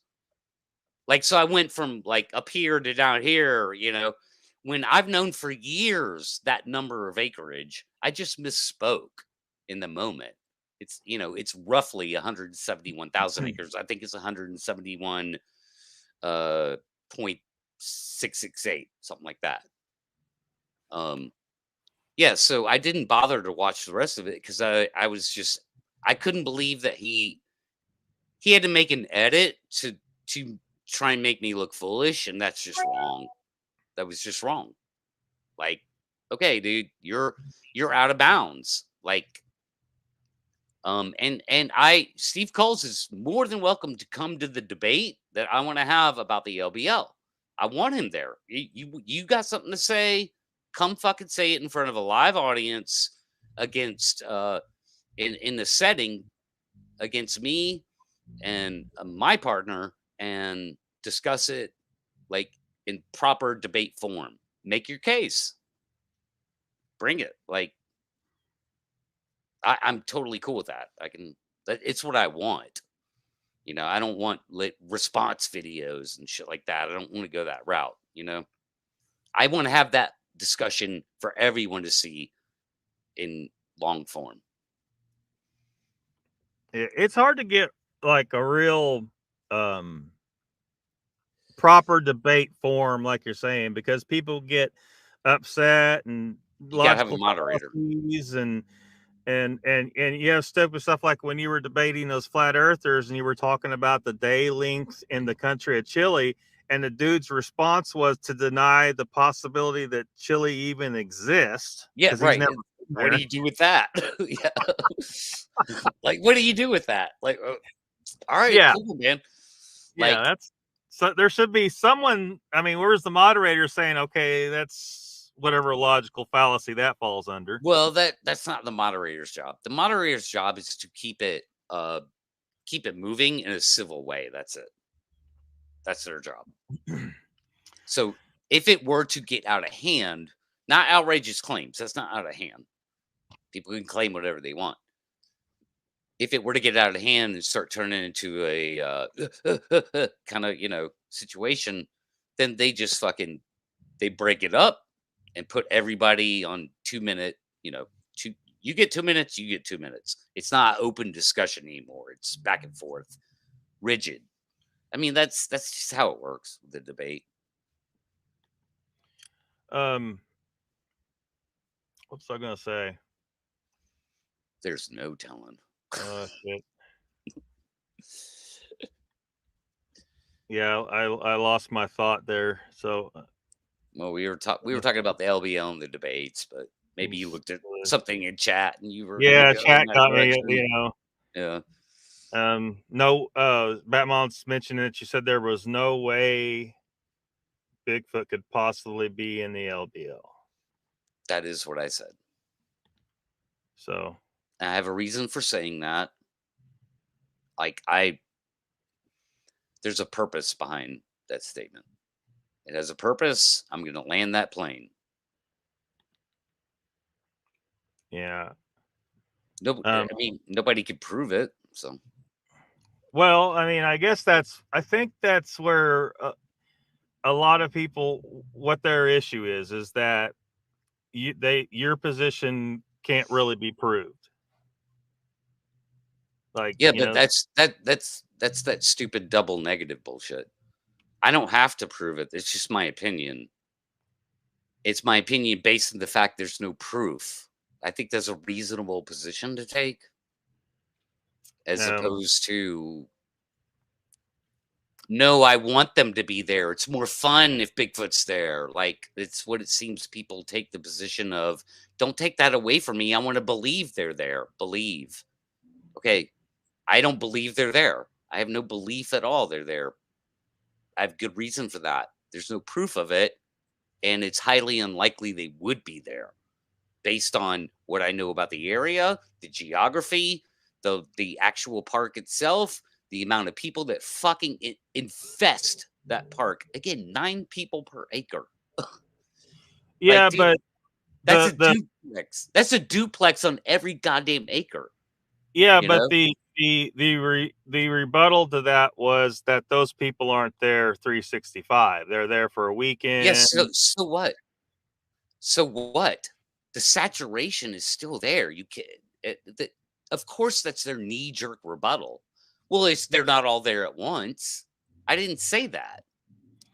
I'm averaging out the math. So 9 people per acre is a super saturation of people throughout the year.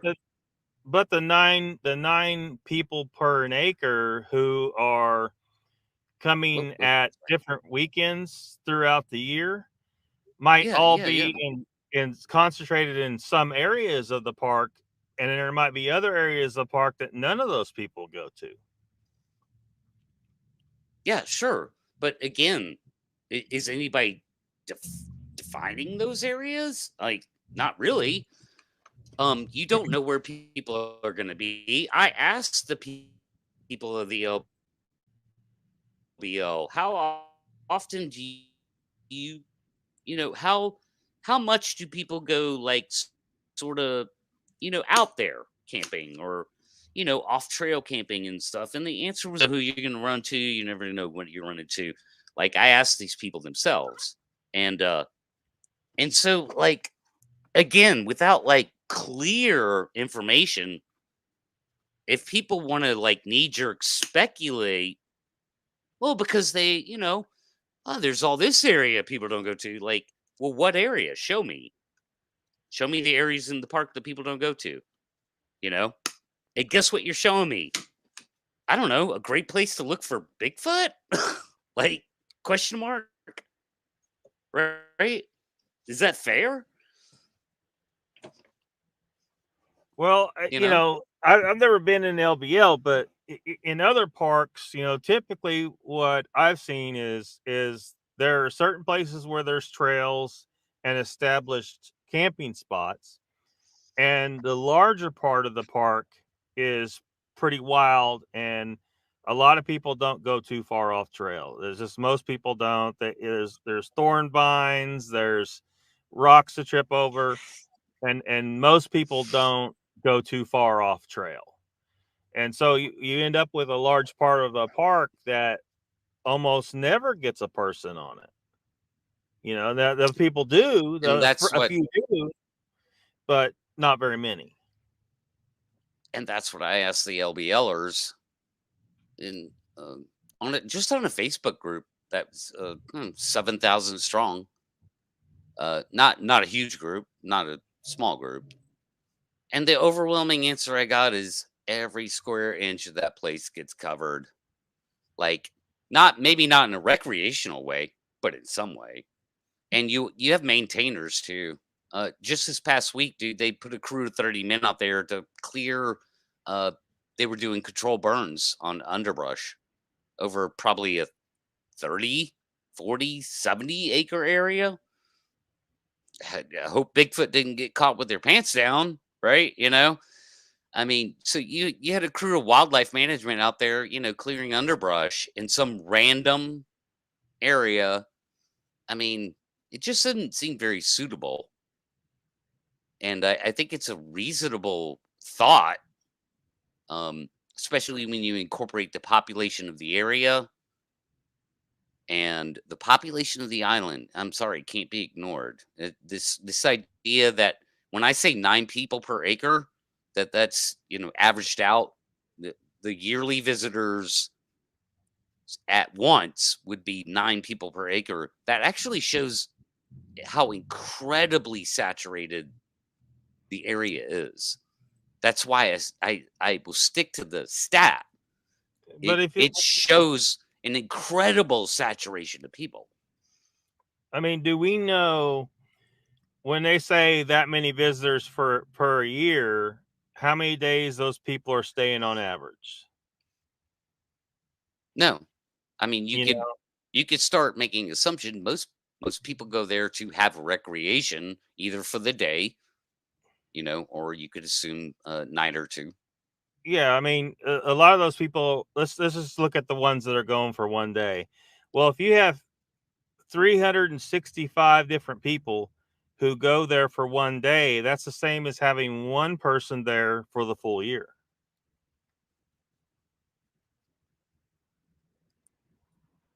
Wait a second. Wait, huh? You confused me with that. Well, I mean, it's time and how many people. Now they're probably concentrated in the summertime. Yeah, it's more. They're not way all more concentrated in the summer. So it's going to be more in the summertime. So let's Right, just but look there's at like 90 days. Let's look at 100 days in the summertime, right? If you got 100 people who visited one day each, and that was their visit, they count as one visitor. Well, that's the same as having one person there for 100 days straight, right? Sure, Mathematically. but that's obviously not how it works out. I mean, there's always a presence of people on the peninsula. Yeah, just like there's always yeah. a presence of people, in all these places where they say there's Bigfoot. Right. Yeah, so it's not like Bigfoot gets a 100-day window with there's no people around, they can go do whatever they want, but that doesn't matter anyway because the narrative says that Bigfoot's there when the people are there. That's what it says because of the stories, because they heard whoops, because they heard sometimes knocks.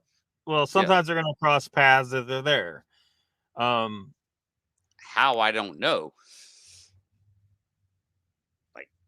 Like how's that even possible? So let's say a Bigfoot sneaks in there every while now and again. Why is it crossing paths with people? Well, I mean, I don't know, for whatever reasons they normally happen. I mean, but they cross paths with people sometimes. That's how we even know about them, right? Right, but people are over here. Bigfoot knows about it. Why would Bigfoot choose to engage with those people? Because that's always the narrative. Again, why would they start making noise? Why would they vocalize? Why would they bang on trees? Why would they throw rocks? These are the fucking stories that come out of this shit, dude. Why would they do that? Like, so the rare Bigfoot actually lands in the LBL. I thought they were elusive creatures. Like, this is anything but elusive. It's engaging. Yeah. Well, and I don't know. I mean, there's so much we don't know. Looks like we lost you. We've lost Pat. I don't know what everybody else is saying. All right, you're back. Well, I mean, there's just so much we can't even know. Like there may be certain situations where Sasquatch decides to interact with people. I don't know. And of course, a lot of these people could just be mistaken. They heard an owl, they heard a branch fall, something. So there's just so much we don't know.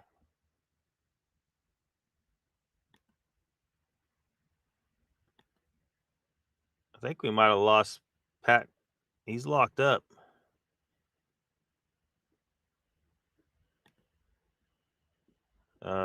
I know there's been a lot of questions in the chat, and haven't been able to get to everybody. I've grabbed a couple here and there. I have tried to bring up all of the chat messages on screen, so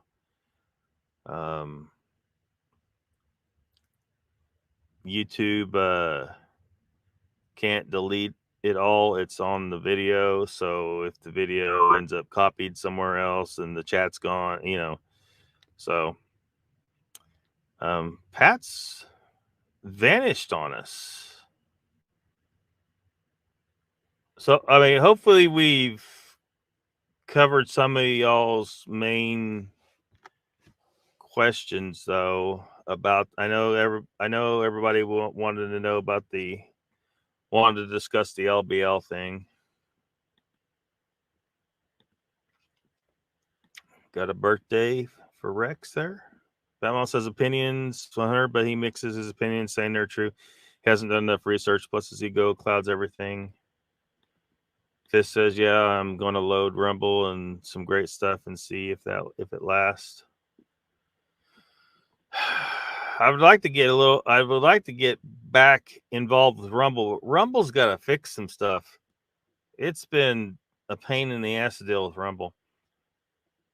And Batman says, I'll be nice, Donald. Shots are smooth. Mr. Lee says, Lockbeard, oh my God, what have I missed? You missed everything, Mr. Lee. Good lucky being a mediator. I try.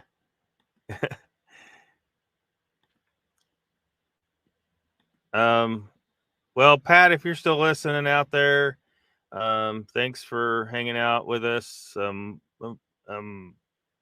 Over 3 hours anyway. Need to relax. I think everybody wants to see that debate, though. So if anybody whispers in Cole's ear, I don't know where Pat wants to do the debate on his channel or whatever, but he didn't say that. Mr. Lee, can you rewind? Brian says Pat's gone because Mr. Lee came in. LOL.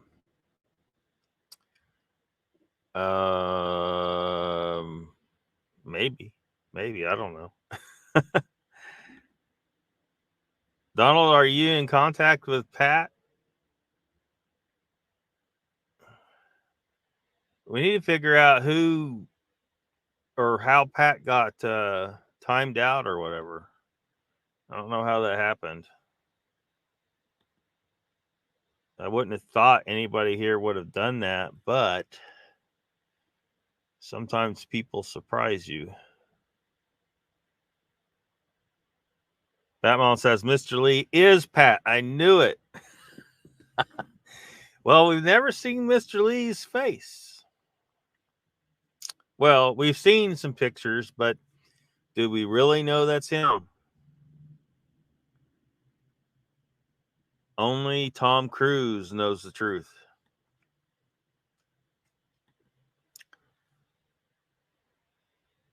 Donald says, I have him in the DMs, but I don't think he was banned.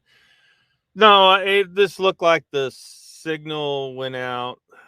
I guess you guys are seeing me fine, so maybe his signal cut out.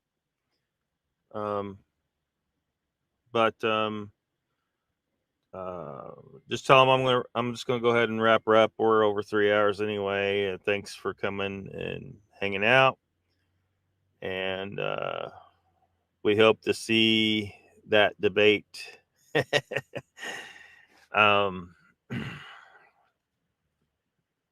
That mom says, Mr. Lee, yes, I'm a detective. Brian says, you scared him off, Mr. Lee. Mr. Lee says, get him back. Well, you're gonna have to watch the replay, Mr. Lee. He was here for an hour and a half. Blizzard is messing our internet up. Maybe the same in Georgia. Where's there a blizzard at? We were kind of cool for a couple days, but it actually got fairly nice today. Not like warm, but it was nice and nicer temperatures and sunny.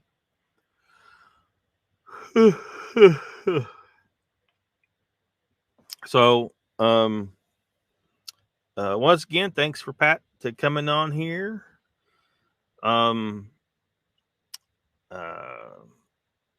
I have to be at my place of work tomorrow night during our normal time for Saturdays. So can't do a live stream tomorrow.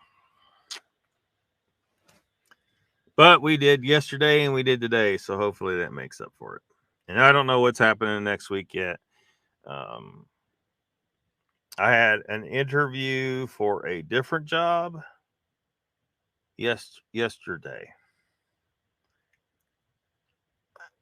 Which, if I get that, it might turn out to where I'm working at both places, which means my time's even going to be more limited. But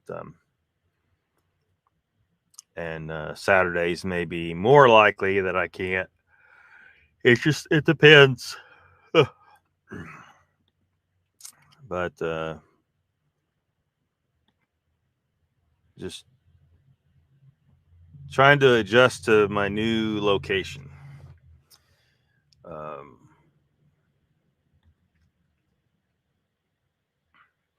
-12 and snowing, says Fist. Holy crap. It's warm, to be honest. Sierra Nevada, as we are 6,000 to 8,000 elevation here.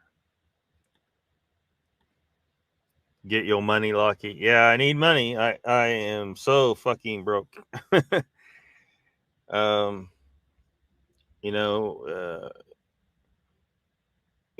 didn't have tremendous income where I was at, but there was a little bit here and there that kept me afloat, and that, of course, is gone because I came here, and and I got to work here pretty quick, but there hasn't been time yet for the first paycheck to come, so having a pretty lean time. Fist says 3,500 feet here. Elevation, I assume. Batball says, have a good night, everyone. Sierra is higher than you thought. Good night, Bat Mom, says Rex. So, yeah, just keep an eye out.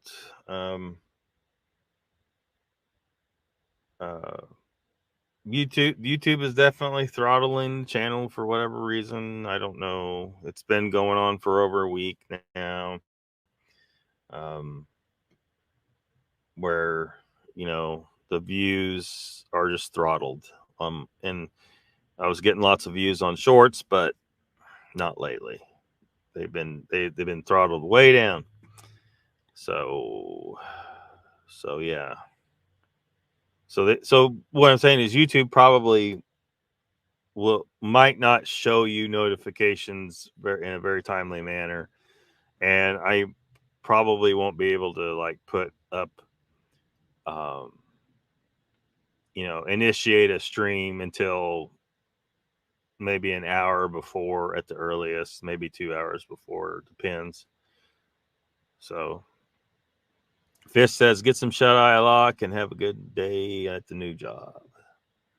Thank you. I'll try. Good luck with the job thing. Yeah. Yeah.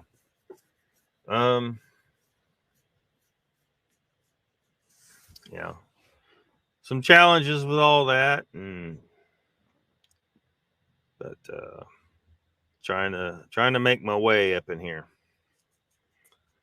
Somehow I made the front page of the paper with my bees.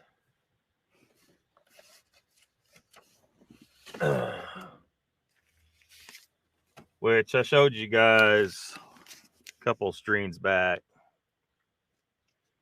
But yeah, this is an article about my bees on the front page of the local paper. My bees are famous.